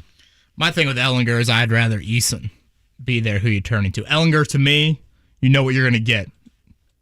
He can win you some games, but there's not a lot of room for growth with Ehlinger. Whereas I look at Eason, if you would have held on to him and saw it, if this is the same situation and you still had him on your roster, I'd say, all right, here's a chance finally to play the guy that didn't play a whole lot in college, and you can see what you have there. I thought Ethan was on the line to defend himself, Mark. He gave up. Ethan might want you on the circle afterwards, Jake. I said I understand where, I kind of defended Ethan, I thought. It's not his fault. I'm just saying it's just a different mindset. All right, we come back tomorrow. We'll see if we are talking about a new quarterback, more into the Sweet 16 look for Purdue and the other regions as well. And you're going to get some rest, correct? Yeah, I got a big paper to write, but then yes. Lucky Nuggets saying goodbye. We are signing off here. Peacock noises for the next 4 days. Pray for us. See you tomorrow.